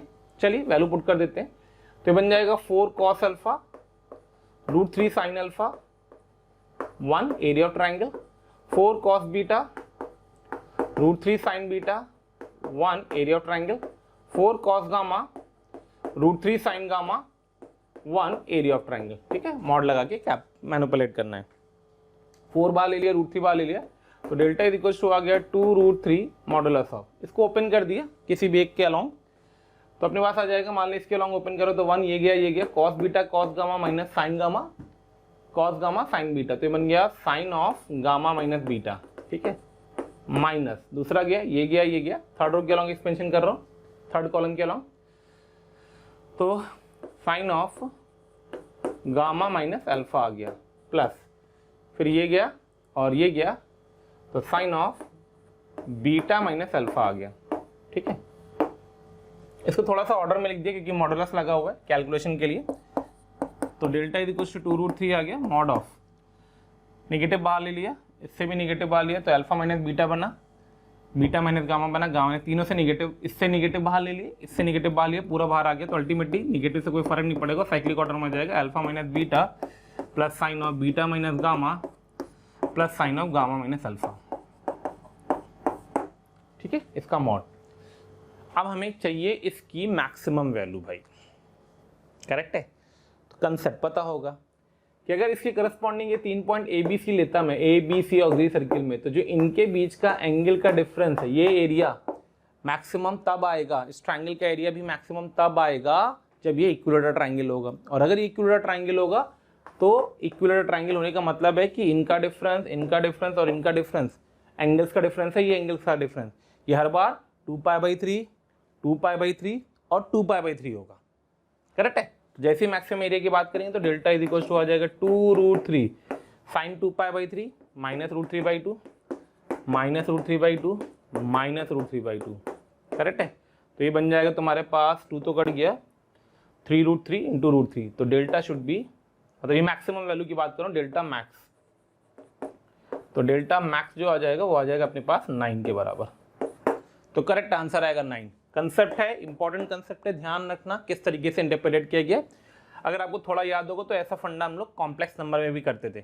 नोट्स को रिवाइज करिएगा, अभी तो बता नहीं पाऊंगा क्योंकि टाइम की शॉर्टेज है, आप इसको रिवाइज करिएगा जाकर के, कॉम्प्लेक्स नंबर में भी ये चीज़ दिखेगी आपको। अदरवाइज मैंने आपको समझा दिया कि इस ट्राइंगल का एरिया मैक्सिमम होने के लिए एंगल्स का difference 2π/3 alpha minus beta, beta minus gamma, gamma minus alpha, सब 2π/3 2π/3 2π/3 होंगे, तो वो ट्राइंगल इक्विलेटरल बनेगा और वो एरिया मैक्सिमम देगा। और अगर वो एरिया मैक्सिमम देगा तो ये एक्सप्रेशन भी क्या आएगी, मैक्सिमम। तो अल्टीमेटली मैक्सिमम एरिया कितना निकल के आ गया हमारा, 9। Clear, very good question. Concept wise भी देखने में कितना जरा सा था, थॉट प्रोसेस में कितना बड़ा था। चलिए आगे बढ़ते हैं, नेक्स्ट क्वेश्चन लेते हैं। इसी के साथ आगे बढ़ते हुए क्वेश्चन नंबर 12 के बाद क्वेश्चन नंबर 13 गाना है ना उसका, 13 सूर।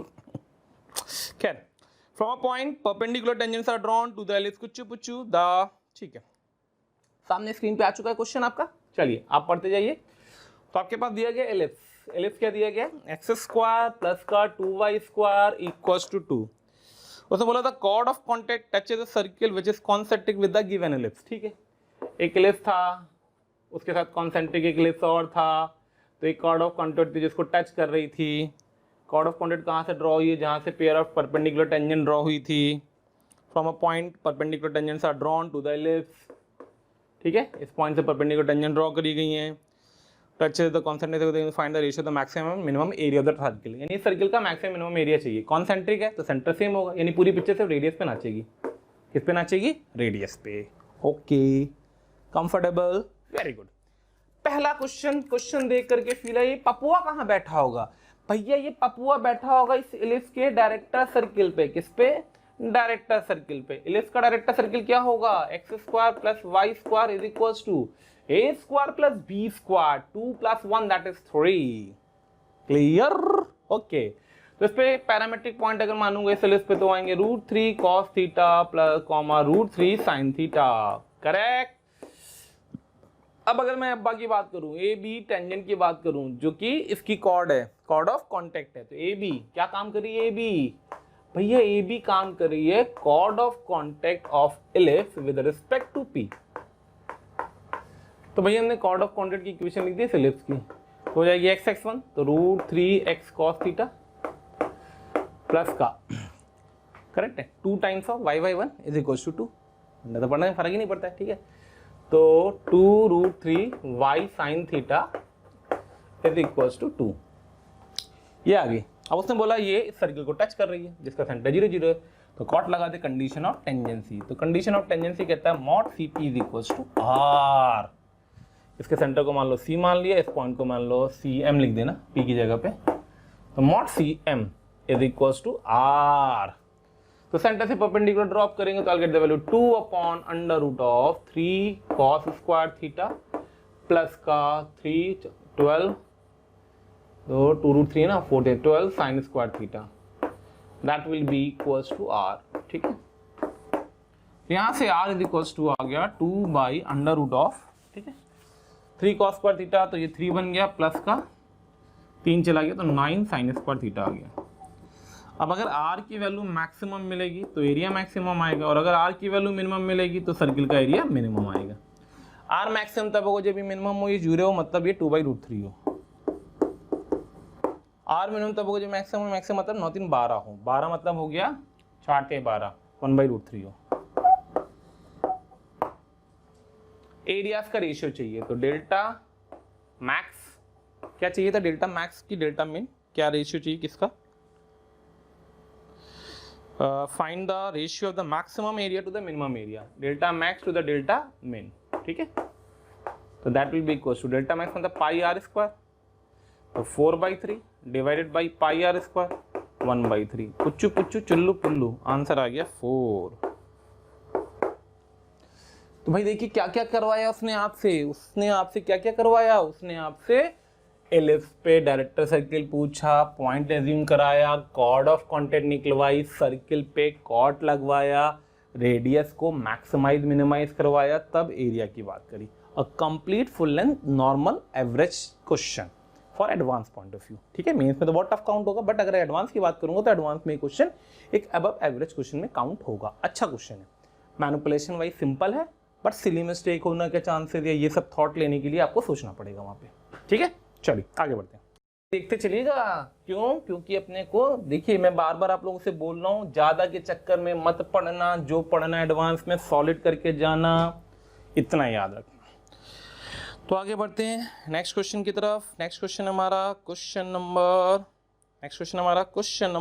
14। तो क्वेश्चन नंबर 14 ये रहा आपके स्क्रीन पे। क्या कह रहा है? Point x, y satisfy the circle, मतलब सर्किल पे एक पॉइंट बैठा हुआ है, सर्किल की equation x² plus y² is equals to 1, correct है। इस पे एक पॉइंट बैठा हुआ है, let the maximum value of this is lambda. तो x प्लस y के होल स्क्वायर की मैक्सिमम वैल्यू जो है वो लैम्डा के बराबर है, और इस पे एक पॉइंट p बैठा हुआ है जो कि रिप्रेजेंट कर रहा है x, y को। तो बेसिकली हम क्या करेंगे, x को मान लेते हैं cos थीटा और y को मान लेते हैं sin थीटा। तो जब मैं इसकी बात करूंगा तो लैम्डा यहाँ से आ जाएगा cos theta plus sin theta का होल स्क्वायर की maximum value. cos theta plus sin theta के होल स्क्वायर की मैक्सिमम वैल्यू 2 आएगी। पता ना क्यों? क्योंकि cos theta plus sin theta की मैक्सिमम वैल्यू होती है √2, और √2 का होल स्क्वायर तो अल्टीमेटली 2, मतलब लैम्डा तो हमारा 2 आ गया। पहली चीज तो अपन ने सॉल्व कर ली कि लैम्डा 2 होगा, ठीक है। चलिए भाई आगे बढ़ते हैं। अब उसने क्या कहा है आपसे? तो नेक्स्ट उसने आपसे बोला है कि the number of tangent drawn from the point lambda, 0। तो पॉइंट दे रखा है लैम्डा, 0। लैम्डा, 0 मतलब हो गया 2, 0, ठीक है। इससे कितनी टेंजेंट ड्रॉ करते हैं? To the hyperbola. हाइपरबोला कौन सा है? x - 2 का whole square minus y² is equals to 1। तो भाई सेंटर इस हाइपरबोला का हो गया 2,0। तो अगर आप वैसे ही सोच लो, एक हाइपरबोला है इसका सेंटर है 2,0, तो कुछ ऐसा बन रहा होगा। रैंडमली फोटो बना रहा हूँ, मुझे नहीं पता सही है गलत है। उसने पूछा सेंटर से मान लो सी से रिप्रेजेंट कर देता हूँ सेंटर को, क्योंकि ये भी सेंटर को रिप्रेजेंट करेगा। सेंटर से इस हाइपरबोला पे कितनी टेंजेंट ड्रॉ हो सकती हैं, तो बताइए आप कि एक हाइपरबोला पे किसी सेंटर से हम कितनी टेंजेंट ड्रॉ कर सकते हैं? 0। कितनी? 0। अरे सेंटर से तो एसिम्प्टोट पास करते हैं, टेंजेंट थोड़ी ड्रॉ होती है। करेक्ट है? Number of tangents answer should be come out to be 0। Number of tangent should be equals to 0। ठीक है, चलिए आगे बढ़ते हैं। अगर आपको हमारे वीडियो पसंद आ रहे हैं तो आप उसको जरूर से जरूर लाइक एंड शेयर करें। उसके पीछे बेसिक लॉजिक ये है कि बहुत सारे ऐसे बच्चे हैं जिनके जो ये चीज़ें नहीं अभी अडॉप्ट कर पा रहे हैं ईजिली, उन तक ये सारी चीज़ें पहुंच जाएं। इसके लिए हम आपसे बोल रहे हैं इसको लाइक एंड शेयर करें। ये भी एक डायरेक्ट क्वेश्चन था, कंसेप्ट वाइज था, सिंपल था, मैनिपुलेट हो सकता था, ईजिली हो सकता था। लैम्डा निकलने के बाद आपको बेसिक थ्योरी का पॉइंट था जो कि पता होना चाहिए। इंटीजर टाइप में डायरेक्ट क्वेश्चन ऐसे भी आते हैं। चलिए भाई आगे बढ़े। प्रश्न संख्या 15 की ओर। प्रश्न संख्या 15 की ओर। 15 क्या कह रहा है? ओके, थोड़ा सा कैलकुलेटिव है, अच्छा क्वेश्चन है। Given the equation of the ellipse. एक एलिप्स दे रखा है आपको, क्या नाम है इसका? x-3 का होल स्क्वायर, x-3 का whole square by 16 plus y+4 का whole square by 49 is equals to 1। ठीक है, क्या पूछा उसने आपसे? उसने आपसे पूछा है कि अ पैराबोला गिवन इक्वेशन देखिए, parabola is such that it's vertex is the lowest point of the ellipse. तो एलिप्स वर्टिकल दिख रहा है आपको, 3,-4 सेंटर हो गया, कुछ ऐसे एलिप्स बनेगा। ठीक है, ये माइनर एक्सिस हो गई, ये मेजर एक्सिस हो गई, ये सेंटर आ गया। तो सेंटर के कोऑर्डिनेट आ गए 3,-4, ए की वैल्यू आ गई 4, बी की वैल्यू आ गई 7। ठीक है, तो एक पैराबोला जो लोएस्ट एंड से पास कर रहा है और डायरेक्ट्रिक्स मेजर की minor, and it passes through the end of the minor axis. मतलब ये पैराबोला आया अपना इस टाइप से कुछ मान लो। ठीक है, ये माइनर पॉइंट के एंड हो गया, मान ले ये माइनर से, तो इसको मैंने A1 A2 लिख दिया, इसको B1 और B2 लिख दिया। ठीक है, एलिप्स पता है तो ये 0,B पॉइंट होगा, तो 0,-7 आ जाएगा। ये पॉइंट निकालना है, 0,-7 नहीं आएगा, सॉरी शिफ्टिंग लगेगी ना, शिफ्टिंग भी लगेगी इसमें, 3,-4 है। तो ये पॉइंट आ जाएगा 3,y+4 is equal to -4, 3,y+4 is equal to 7। ठीक है, x-3 is equal to 3, y+4 is equal to 7, तो 3 आ जाएगा। ठीक है, 3,3 ये पॉइंट आ गया। लोवेस्ट एंड की बात करें, चेक करना गलती ना हो, माइनस भी होगा ना, तो -7 -11 आएगा। चल 11, 3,-11 आ गया। ये शिफ्टिंग लगाई है। अरे भाई क्या किया है समझो ना, कैपिटल X जो कि स्मॉल x-3 था, इस वर्टेक्स के लिए 0 हो जाएगा। कैपिटल Y जो कि y+4 होगा, इस वाले वर्टेक्स के लिए -7 हो जाएगा, -b। यहाँ से अपन ने x y निकाल दिया। ऐसे मैंने ये पॉइंट भी निकाल दिए, कर लेंगे ना शिफ्टिंग ऑफ ओरिजिन लगा करके।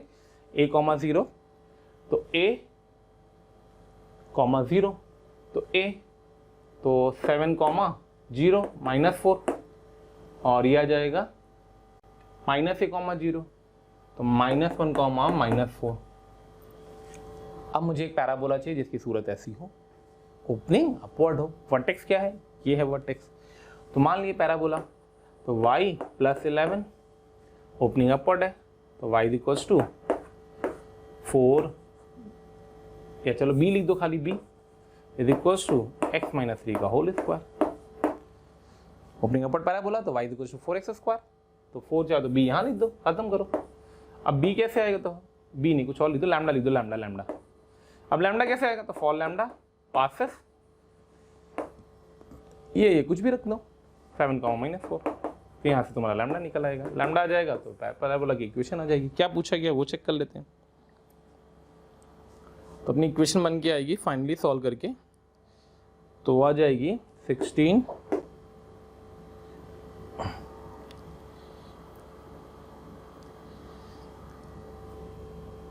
y is equal to 7 times of x-3 का होल स्क्वायर और माइनस का 176, ठीक है। ये इक्वेशन आएगी सॉल्व करके, लैम्डा की वैल्यू निकलने के बाद। लैम्डा जो भी आ जाएगा मैनिपुलेट कर लेना। लैम्डा 16/7 शायद आता है, 16/7 लैम्डा अपन ने इस साइड लिया ना, ठीक है। अगर मैं लैम्डा यहाँ ले लूँगा तो ये आंसर आ जाएगा 16/7। थोड़ा सा मैनिपुलेशन है, मैं उसको टाइम नहीं वेस्ट कर रहा हूँ आपका, ठीक है। अब जो गिवन से उससे कंपेयर कर देना। तो उसने आपसे पूछा a + b a + h + k निकालो।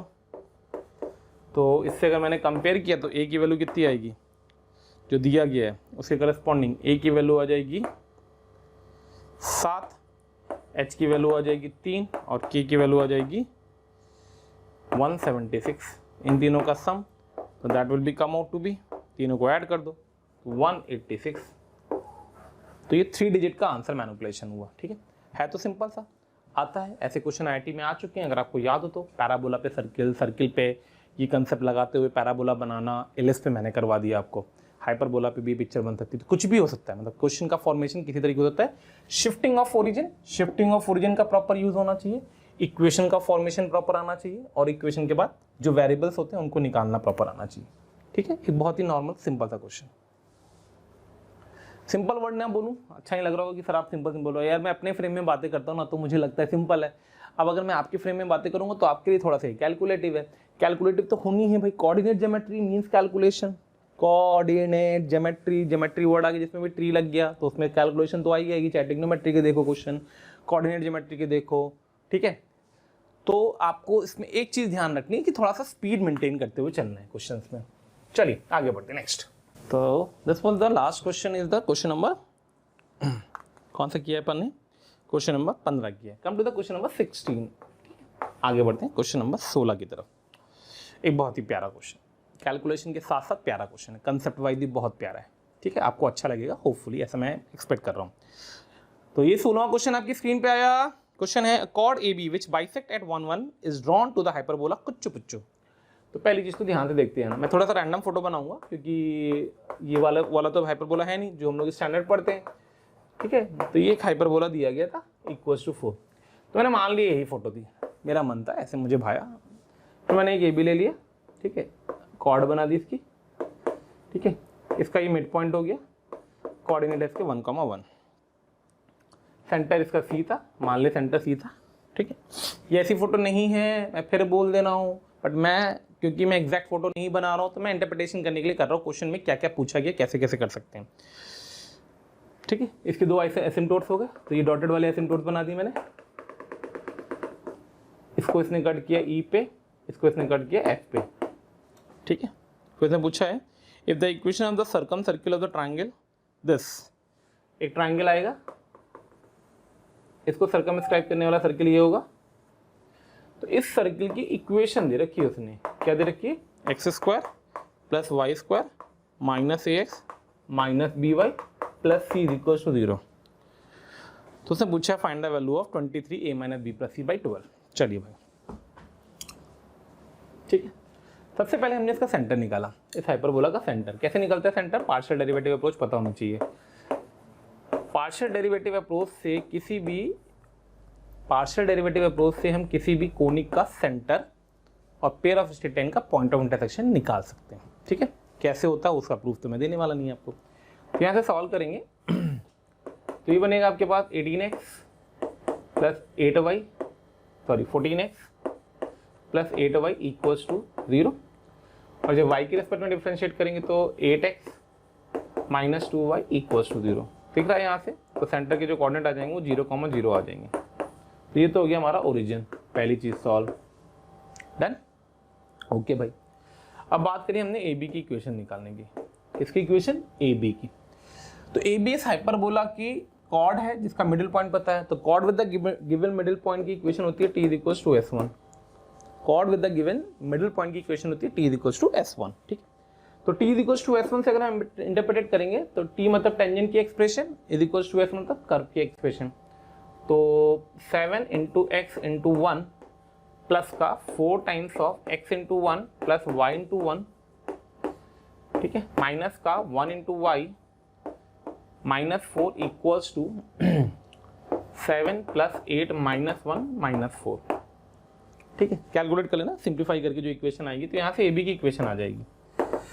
वो इक्वेशन क्या आएगी, कुछ आती है 7 यहाँ से आएगा, 7 11 11x आएगी, ठीक है, plus 4y minus 5 plus 3y आएगी, और यहाँ से गिरेगा माइनस का 4 तो 4 से कट जाएगा, 7 7 14 तो इक्वल टू 14 आ जाएगी। ये आ गई हमारे पास ए बी की इक्वेशन, ये आ गया हमारा सेंटर। दो चीज़ें तो हमने निकाल ली, ठीक। अब सेंटर 0 0 तो अगर मैं इस सर्किल की, ये हमें इक्वेशन वेरीफाई करनी है, ठीक है, ये तो वेरीफाई करने वाली है। मैंने एज्यूम किया लेट ये जो सर्किल होगा जो ओरिजिन से पास करो तो सर्किल इक्वेशन हो गई x square plus Y square minus a x minus b y equal to 0। तो भाई पहली चीज़ तो ये 0 हो गया, खत्म, दुनिया ही खत्म, स्मॉल सी तो 0 हो गया इक्वेशन में। अब हमारे पास बचे दो अननोन ए और b. How to calculate this two unknowns a and B? तो ध्यान से सुनना कैसे इंटरप्रेट किया जा रहा है। अब जैसे हाइपरबोला पता है तो इस हाइपरबोला से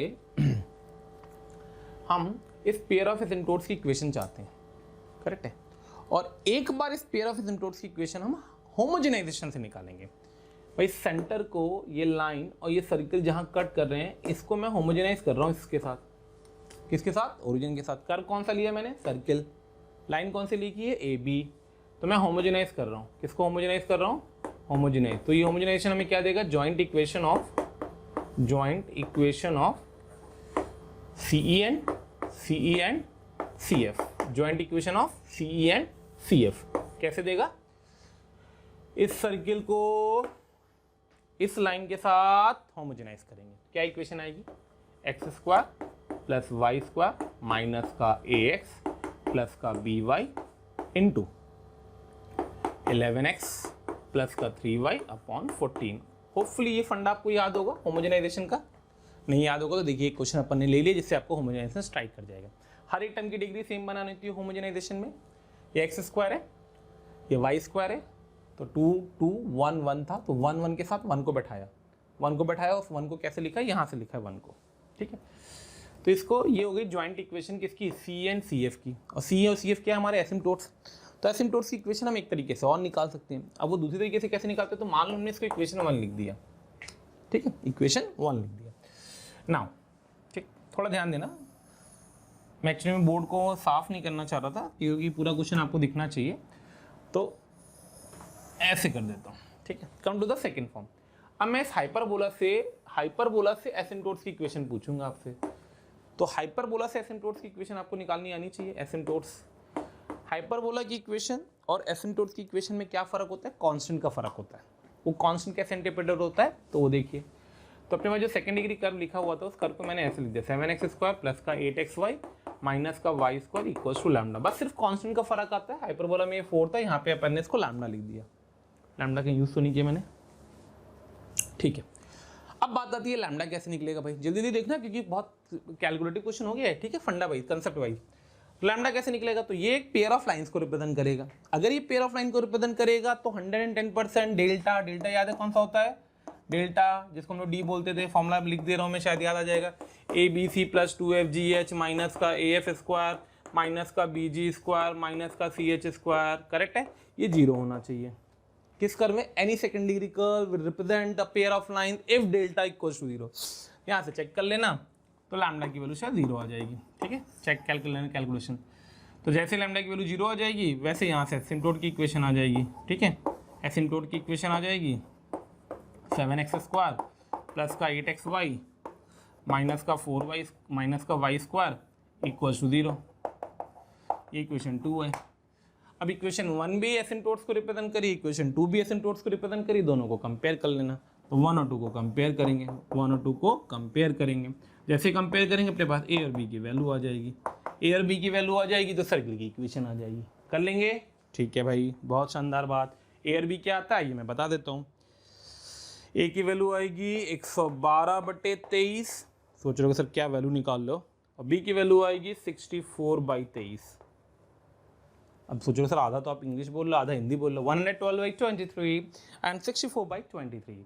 तो जो क्वेश्चन पूछा गया आपसे 23 माइनस जो पूछा गया था एक्चुअली वो पूछा गया था 23 times of a minus b plus c upon 12।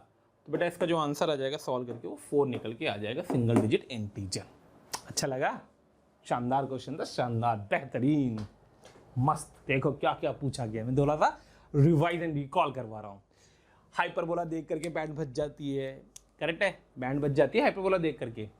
फिर भी चलो जनरल हाइपरबोला दिया गया तो और बैंड बजनी थी, हम तो छोड़ ही देते हैं वहाँ पे, खैर बट करना चाहिए क्योंकि बहुत अप्रोचेबल, गुड क्वेश्चन।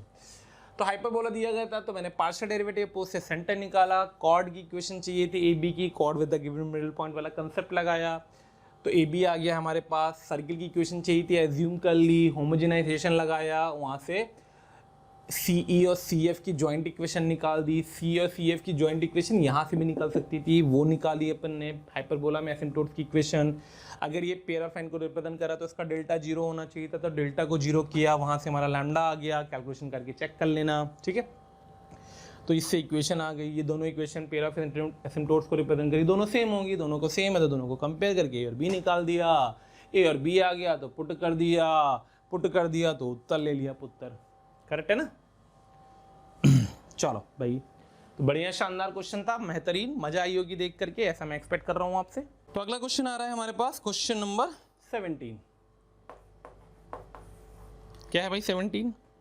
ये रहा आपकी स्क्रीन पे। If the ellipse first meet the ellipse second in 4 distinct points and a is equals to b square minus 3b minus 9, then the total number of integers which are not solution of b is। ठीक है भाई, चलिए। पर इसने बोला पहला list, मान लो मैं इवन लिख देता हूँ, इवन हो गया एक्स स्क्वायर बाई 4 प्लस का वाई स्क्वायर इक्वल्स टू 1, फिर मैंने एलिप्स E2 लिख दिया, E2 हो गया एक्स स्क्वायर प्लस का y square by a is equals to 1। पहला एलिप्स हॉरिजॉन्टल है, कुछ इवन। अब उसने बोला है कि 4 डिस्टिंक्ट पॉइंट्स पे कट करें, तो कॉमन सी बात नहीं कहता है कि ये वर्टिकल और दूसरा एलिप्स E2। जैसे इवन हॉरिजॉन्टल और E2 वर्टिकल हो गई, 4 पॉइंट पे डेफिनेटली कट करेंगे, करेक्ट है। क्यों? उसका लॉजिक सुनना। अब आप बोलोगे सर ये एलिप्स ऐसे बड़ा सा हो जाए तो ये भी पॉइंट पे ना कट करे, तो उसी पे आ रहा ना। देख, इसका ये कोऑर्डिनेट आएगा, इवन का ये कोऑर्डिनेट आएगा 2,0, दुनिया में कुछ भी हो जाए, और E2 का x वाला कोऑर्डिनेट आएगा 1,0, दुनिया में कुछ भी हो जाए। तो इतना तो श्योर है कि ये जो बड़ा वाला एलिप्स है ये इन दोनों पॉइंट से पास करेगा, मतलब वर्टिकल एलिप्स, और जो हॉरिजॉन्टल एलिप्स है वो इन दोनों पॉइंट से जरूर पास करेगा, साथ ही साथ 1,0 से पास करेगा। इसके तो चारों पॉइंट फिक्स हैं, इसके 2 पॉइंट फिक्स हैं। अब इन दोनों पॉइंट को फिक्स मानते हुए तुम एलिप्स बनाते रहो, कितना भी बड़ा खींचोगे, या तो एलिप्स ऐसे बनेगा, या तो ऐसे बनेगा, या तो ऐसे बनेगा। तो इतना श्योर हो गया क्या कि जो ए होना चाहिए, अगर ये वर्टिकल है तो इसका जो कोफिशिएंट नीचे आएगा X square upon A square plus Y square upon B square is equals to 1 will represent a vertical ellipse if B must be greater than A. तो बी का जगह पे ए है और ए की जगह पे 1 है, तो ए 1 से बड़ा हो। अच्छा, अगर 1 के बराबर हो जाता, सोचो अगर 1 के बराबर हो जाता, करेक्ट है, तो 1 के बराबर हो जाता तो ये फिर ऐसे कुछ जा रहा होता, और जा रहा होता ये सर्किल बना रहा होता, और सर्किल बना रहा होता तो 2 पॉइंट आते, तो इसके केसेस भी बन सकते हैं कि these two ellipses intersect at 2 distinct points, these two ellipses intersect at 4 distinct points, these two ellipses will not intersect anywhere, give me the condition on A। ये पूरा कंक्लूजन आ गया इस क्वेश्चन के अंदर, शानदार वाला कंक्लूजन। क्या मेरी बात समझ में आ रही है अच्छे से? ओके, चलिए। तो ए अगर 1 से बड़ा आ गया, ए अगर 1 से बड़ा आ गया तो बस खत्म क्वेश्चन। जो उसने इनइक्वालिटी दे रखी है उसको हम यूज कर लेते हैं। यहाँ पे क्या दे रखा उसने, that will be given in the question, that is B square minus 3b plus 9 equals to A. तो यहाँ से हम बोलेंगे बी स्क्वायर माइनस का 3, बस यही था इस क्वेश्चन में, सिंपल सा क्वेश्चन है। बट क्यों इंटीजर टाइप अच्छा कंसेप्ट लगेगा आपको, इंटीजर टाइप अच्छा कंसेप्ट सिर्फ इसलिए लगेगा क्योंकि इंटरप्रिटेशन करते हुए थोड़ा सा पेन रहेगा, ठीक है। ये वाला फंडा जो मैंने यहाँ बताया, pure geometry, basic geometry. 2 point आएंगे तो भी हम कैसे बना सकते हैं, 9 पॉइंट आएगा तो हम कैसे बना सकते हैं, एलिप्स अंदर रहे, ऐसे क्वेश्चन आपको याद हो तो आईटी में एक लिमिट का क्वेश्चन बना था, उस पर एलिप्स ऐसे से नाच रहा था वर्टिकल टेंजेंट के कंसेप्ट से, बहुत ही प्यारा क्वेश्चन था वो, देखना आप नोट्स में 41 ईयर्स में, तो आपको मिलेगा ये क्वेश्चन, ठीक है। बेस्ट टूल आपका इस समय 41 ईयर्स रिवीजन भी है बेटा, ध्यान रखना आप, ठीक है। अगर आप कुछ नहीं कर सकते हैं तो पर डे जो भी चैप्टर हम मैथ्स में करवा रहे हैं आपको, अगर आप हमारे शेड्यूल को फॉलो कर रहे हैं, हमारे क्रैश कोर्स को फॉलो कर रहे हैं, ठीक है, तो आपको जो भी चैप्टर हमने आज कराया है आपने उसको अगर देख लिया तो फिर आप घर पे उसका, अगर उसी चैप्टर का आप रिवीजन करना चाहते हैं कि हम उसी के शेड्यूल को फॉलो करते जाएं, क्योंकि बहुत थोड़े एक दो चैप्टर है जो शायद हम नहीं करवा पाए क्योंकि लैक ऑफ टाइम है हमारे पास है, वो बहुत ही बेसिक चैप्टर्स है जिनको शायद मैंने स्किप किया होगा होपफुली, जो कि शेड्यूल में ऑलमोस्ट मैंने काफ़ी चैप्टर्स कवर कर लिए, ठीक है। और जो मेजर इंपॉर्टेंट है उनको हमने वेटेज भी ज़्यादा दे रखी है, जैसे कोनी सेक्शन है, पूरा एक लेक्चर ले लिया अपन ने इस पर, ठीक है। 2 चैप्टर को क्लब नहीं किया, स्ट्रेट लाइन एंड सर्किल था तो सर्किल ज़्यादा आता था इसलिए मैंने एक लेक्चर लिया। क्वाड्रेटिक एंड एसएनपी, तो क्वाड्रेटिक एंड एसएनपी में फ्रीक्वेंसी दोनों के आने की है, लेकिन ठीक है क्वेश्चंस भी होते हैं और अच्छे भी आते हैं, एवरेज भी आते हैं, तो उसको मैंने कवर किया है। एओडी का पूरा एक लेक्चर दिया है मैंने आपको, तो काफ़ी चीज़ें मैंने दी हैं, ठीक है। तो इसको ध्यान से आप देखते रहेंगे तो आप 41 ईयर्स को रिवाइज करेंगे तो आपको वो जो क्वेश्चन मैं बोल रहा हूँ आपको वो मिल जाएगा। खैर अब तो ये बचा ही नहीं कुछ, तो यहाँ से आ गया b² माइनस 3b प्लस का 8 ग्रेटर देन 0, ठीक है। यहाँ से b की हम रेंज निकाल लेते कि b किससे छोटा होगा किससे बड़ा होगा, चेक कर लेना कैलकुलेशन गलत ना करो। b² माइनस 3b माइनस 9 था यहाँ पे, सॉरी, ठीक, -9 था, -9 था, तो ये -10 आ जाएगा, तो 5 2 आ जाएगा, तो b -5 आ गया, b + 2 आ गया, लेस देन 0 आ गया, ग्रेटर देन 0 आ गया, तो b लेस देन -2 आ गया, यूनियन b ग्रेटर देन 5 आ गया। तो b की कौन कौन सी वैल्यू नहीं बिलोंग करेंगी, वो होगी -2, -1, 0, 1, 2, 3, 4, 5, तो 5 6 7 8, तो अल्टीमेटली आंसर क्या आएगा इसका 8, क्या आएगा 8, ठीक है। चलिए आगे बढ़ते हैं, ठीक है। फंडा क्लियर है, अच्छा क्वेश्चन था कंसेप्ट वाइज, क्लियर।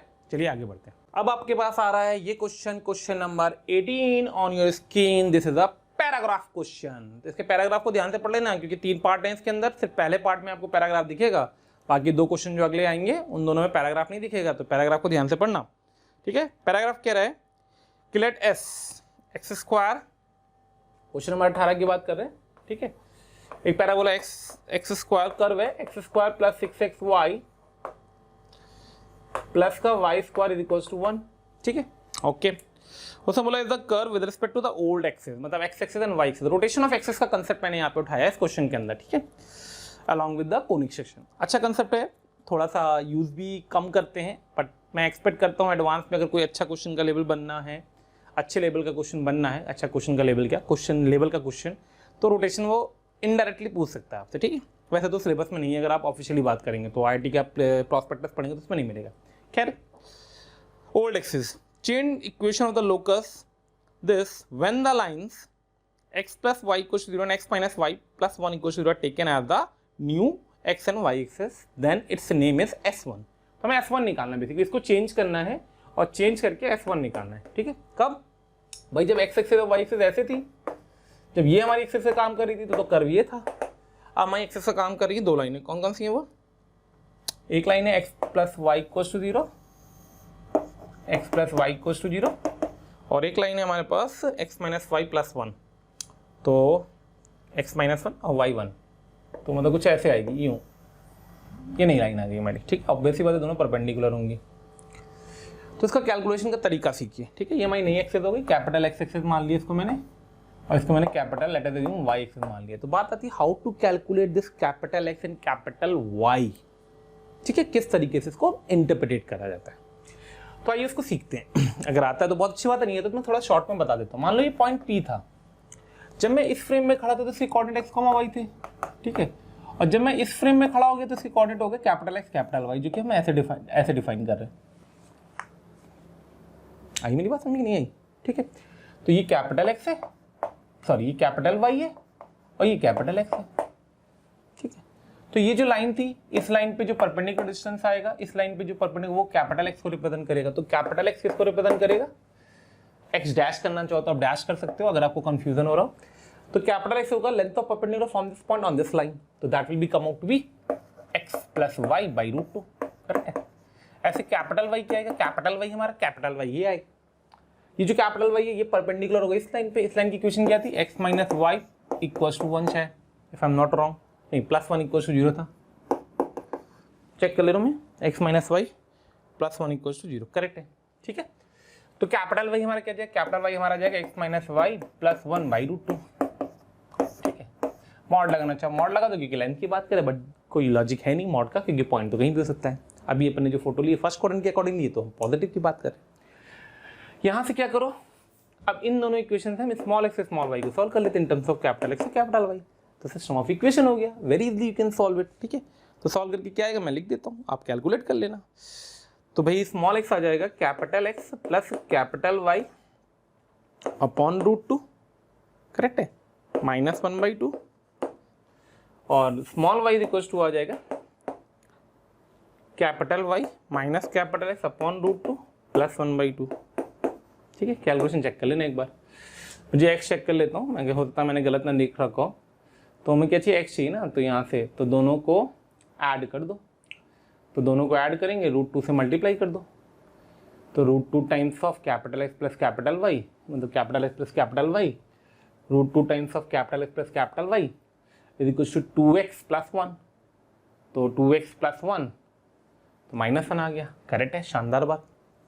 अब क्या करो, इस कर्व में जहाँ जहाँ स्मॉल x था वहाँ ये रख दो, जहाँ जहाँ स्मॉल y था वहाँ ये रख दो, तो आपका नया S1 आ जाएगा। S1 क्या आ जाएगा, capital X plus capital Y by √2 minus half का होल स्क्वायर, ठीक है, plus 6 times of capital X plus capital Y by √2 minus 1/2, ऐसे y रखना, ऐसे y स्क्वायर रखना, इक्वल्स टू 1 कर देना, तो तुम्हारी कर्व की इक्वेशन आ जाएगी। ठीक है, S1 कर लेंगे, सिंप्लीफिकेशन है। ठीक है, तो आंसर जो आएगा इसके करस्पॉन्डिंग वो आ जाएगा आपके पास capital X square minus 2 times of y square, ठीक है,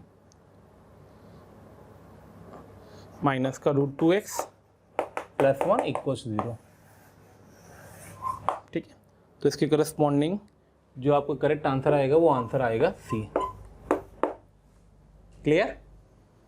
ठीक है, शिफ्टिंग ऑफ ओरिजिन का यूज करके आया।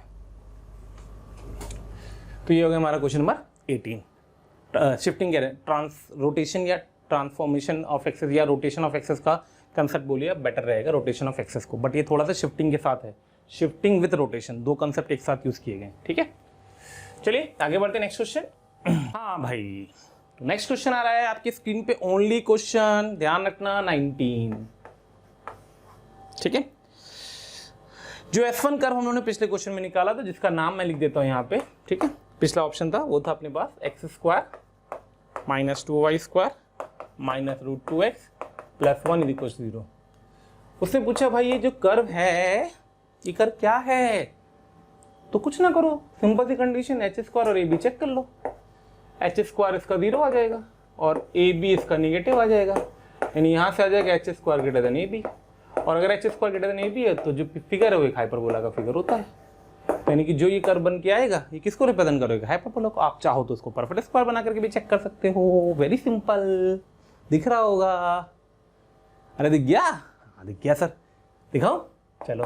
तो ये लिखा हुआ है x माइनस √2x, तो √2x 2 से मल्टीप्लाई करेंगे, 2 से डिवाइड करेंगे, 1/√2 आ गया, तो x माइनस 1/√2 का whole square, sorry minus 2y square plus का, चेक करना मिस्टेक नहीं हो रही कोई, 1/2 प्लस का 1/2 इक्वल्स टू 0। ठीक है, तो y square minus x square equals to constant, यानी नेगेटिव वाला कंजुगेट हाइपरबोला का कंसेप्ट आ गया। ठीक है, तो क्वेश्चन नंबर 19 क्या रिप्रेजेंट करेगा, एक हाइपरबोला को रिप्रेजेंट करेगा। आगे बढ़ते हैं नेक्स्ट क्वेश्चन की तरफ। काफी बेहतरीन पैराग्राफ था, अच्छा लगा मुझे भी और आपको भी लगा होगा। 20th क्वेश्चन, ठीक है, ये हमारा लास्ट क्वेश्चन है, क्योंकि 20 से ज्यादा क्वेश्चन हो नहीं पाएंगे जितना हमें टाइम अलॉट किया गया है, ये जितने लिमिटेड टाइम में हम काम कर रहे हैं। Let curve S1 has the centre O, one of the focus is S and P is one of the end point of the latus rectum. तो आप चाहते तो भी जैसे अपन ने 19 में कवर किया था, तो वैसे जैसे आप कवर करोगे तो आपकी इक्वेशन आ जाएगी x माइनस 1/√2 का होल स्क्वायर, ठीक है, अपॉन 1/√2 का होल स्क्वायर, कैलकुलेट कर लेना S1 की photo, minus y square upon 1/2 का होल स्क्वायर इक्वल्स टू -1। तो आपको दिख रहा है कॉन्जुगेट हाइपरबोला बन गया। क्या बन गया, कॉन्जुगेट हाइपरबोला। अब उसकी बात करनी शुरू करी उसने कि इस कॉन्जुगेट हाइपरबोला में वो आपसे क्या कह रहा है, कॉन्जुगेट हाइपरबोला में कह रहा है कि इसका सेंटर, तो मैंने मान लो फोटो बना दी, कहीं पे भी था, रैंडमली पॉइंट ले ले, तो 1/√2, 0, 1/√2, 0 यहाँ कहीं आए, ठीक है, तो ये बन गया ऐसे हाइपरबोला मान ले। उसने बोला इसका सेंटर है सेंटर O, ठीक है, one of the focus S and P the one of the end of LR, ये एल आर हो गई, तो इसका ये वन ऑफ द एंड हो गया पी। तो इस ट्राइंगल का एरिया चाहिए अपने को, ठीक है, हो गया। अबे भाई एरिया इक्वल होगा half O S into S P. Half O S मतलब ये डिस्टेंस, ये डिस्टेंस मतलब क्या होगा, फोकस का वर्टेक्स से distance, that is nothing else. इसके कोऑर्डिनेट होते हैं क्या, क्या 0, b, तो बन गया b, करेक्ट है, into S P. S P मतलब half L R. L R कितना होता है 2b² बाई ए, लेकिन वो होता है हाइपरबोला के लिए, कॉन्जुगेट हाइपरबोला क्या होगा 2a² बाई बी। सब कैलकुलेट कर दो, हाफ बी ने तो बी से मोहब्बत कर ली, ई का formula √1 plus b² by a², तो यहाँ पे हो जाएगा a² बाई b², करेक्ट है। तो a² प्लस b² 1/2 बाई 1/4, ठीक है, इंटू a² दैट इज 1/2, आ जाएगा √3 बाई √3, तो 3 और 2 तो 4।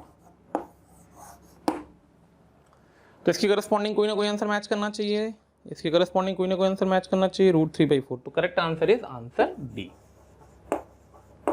भाई मैंने पिछले 19 और 19 का आंसर क्या आएगा अपना, तो 19 का आंसर आया था अपना हाइपरबोला, तो करस्पॉन्डिंग आंसर आएगा आंसर बी, ठीक है। और जो 18 क्वेश्चन था, 18 का आंसर आया था अपना सी, ठीक है। तो thank you for all of you and hopefully you enjoy the conic section part. After completing this conic section part, you people have to mainly focus on your notes along with the 41 years IIT JEE Advance. 41 years तो पूरे नहीं हो पाएंगे, तो मेरा suggestion है कि आप लास्ट 10 years को बहुत अच्छे से कर लो। मतलब मेरे ख्याल से 10 साल के क्वेश्चन, तो पिछले 10 साल के एडवांस के क्वेश्चन बहुत अच्छे से एक दिन में हो सकते हैं, उससे ज़्यादा आप कर भी नहीं पाओगे, क्योंकि आपको तीनों सब्जेक्ट को मैनेज करना है। मेरा सजेशन है प्लीज़ बच्चों, तीनों सब्जेक्ट को अच्छे से मैनेज करना, ये नहीं किसी एक के चक्कर में आप बाकी 2 सब्जेक्ट को स्किप कर रहे हैं। प्लीज कोशिश करें आपके तीनों सब्जेक्ट इक्वली बैलेंस्ड होने चाहिए, करेक्ट है। थैंक यू सो मच, फिर मिलूंगा आपके साथ एक नए चैप्टर के साथ। डियर स्टूडेंट्स, आपका जितना प्यार और स्नेह हमें मिल रहा है, उससे हमारी मोशन की टीम पूरी तरीके से बहुत ज़्यादा मोटिवेटेड है और आपके लिए दिन रात मेहनत करके बहुत अच्छा कंटेंट बनाने की पूरी तरीके से लगी हुई है। अगर आपको लगता है कि जो यहाँ पे हम वीडियो दे रहे हैं इसके आपको डिटेल्स वीडियोस चाहिए, मटेरियल चाहिए, तो उसके लिए आप हमें कॉल कर सकते हैं 1800 2121 799। Thank you so much.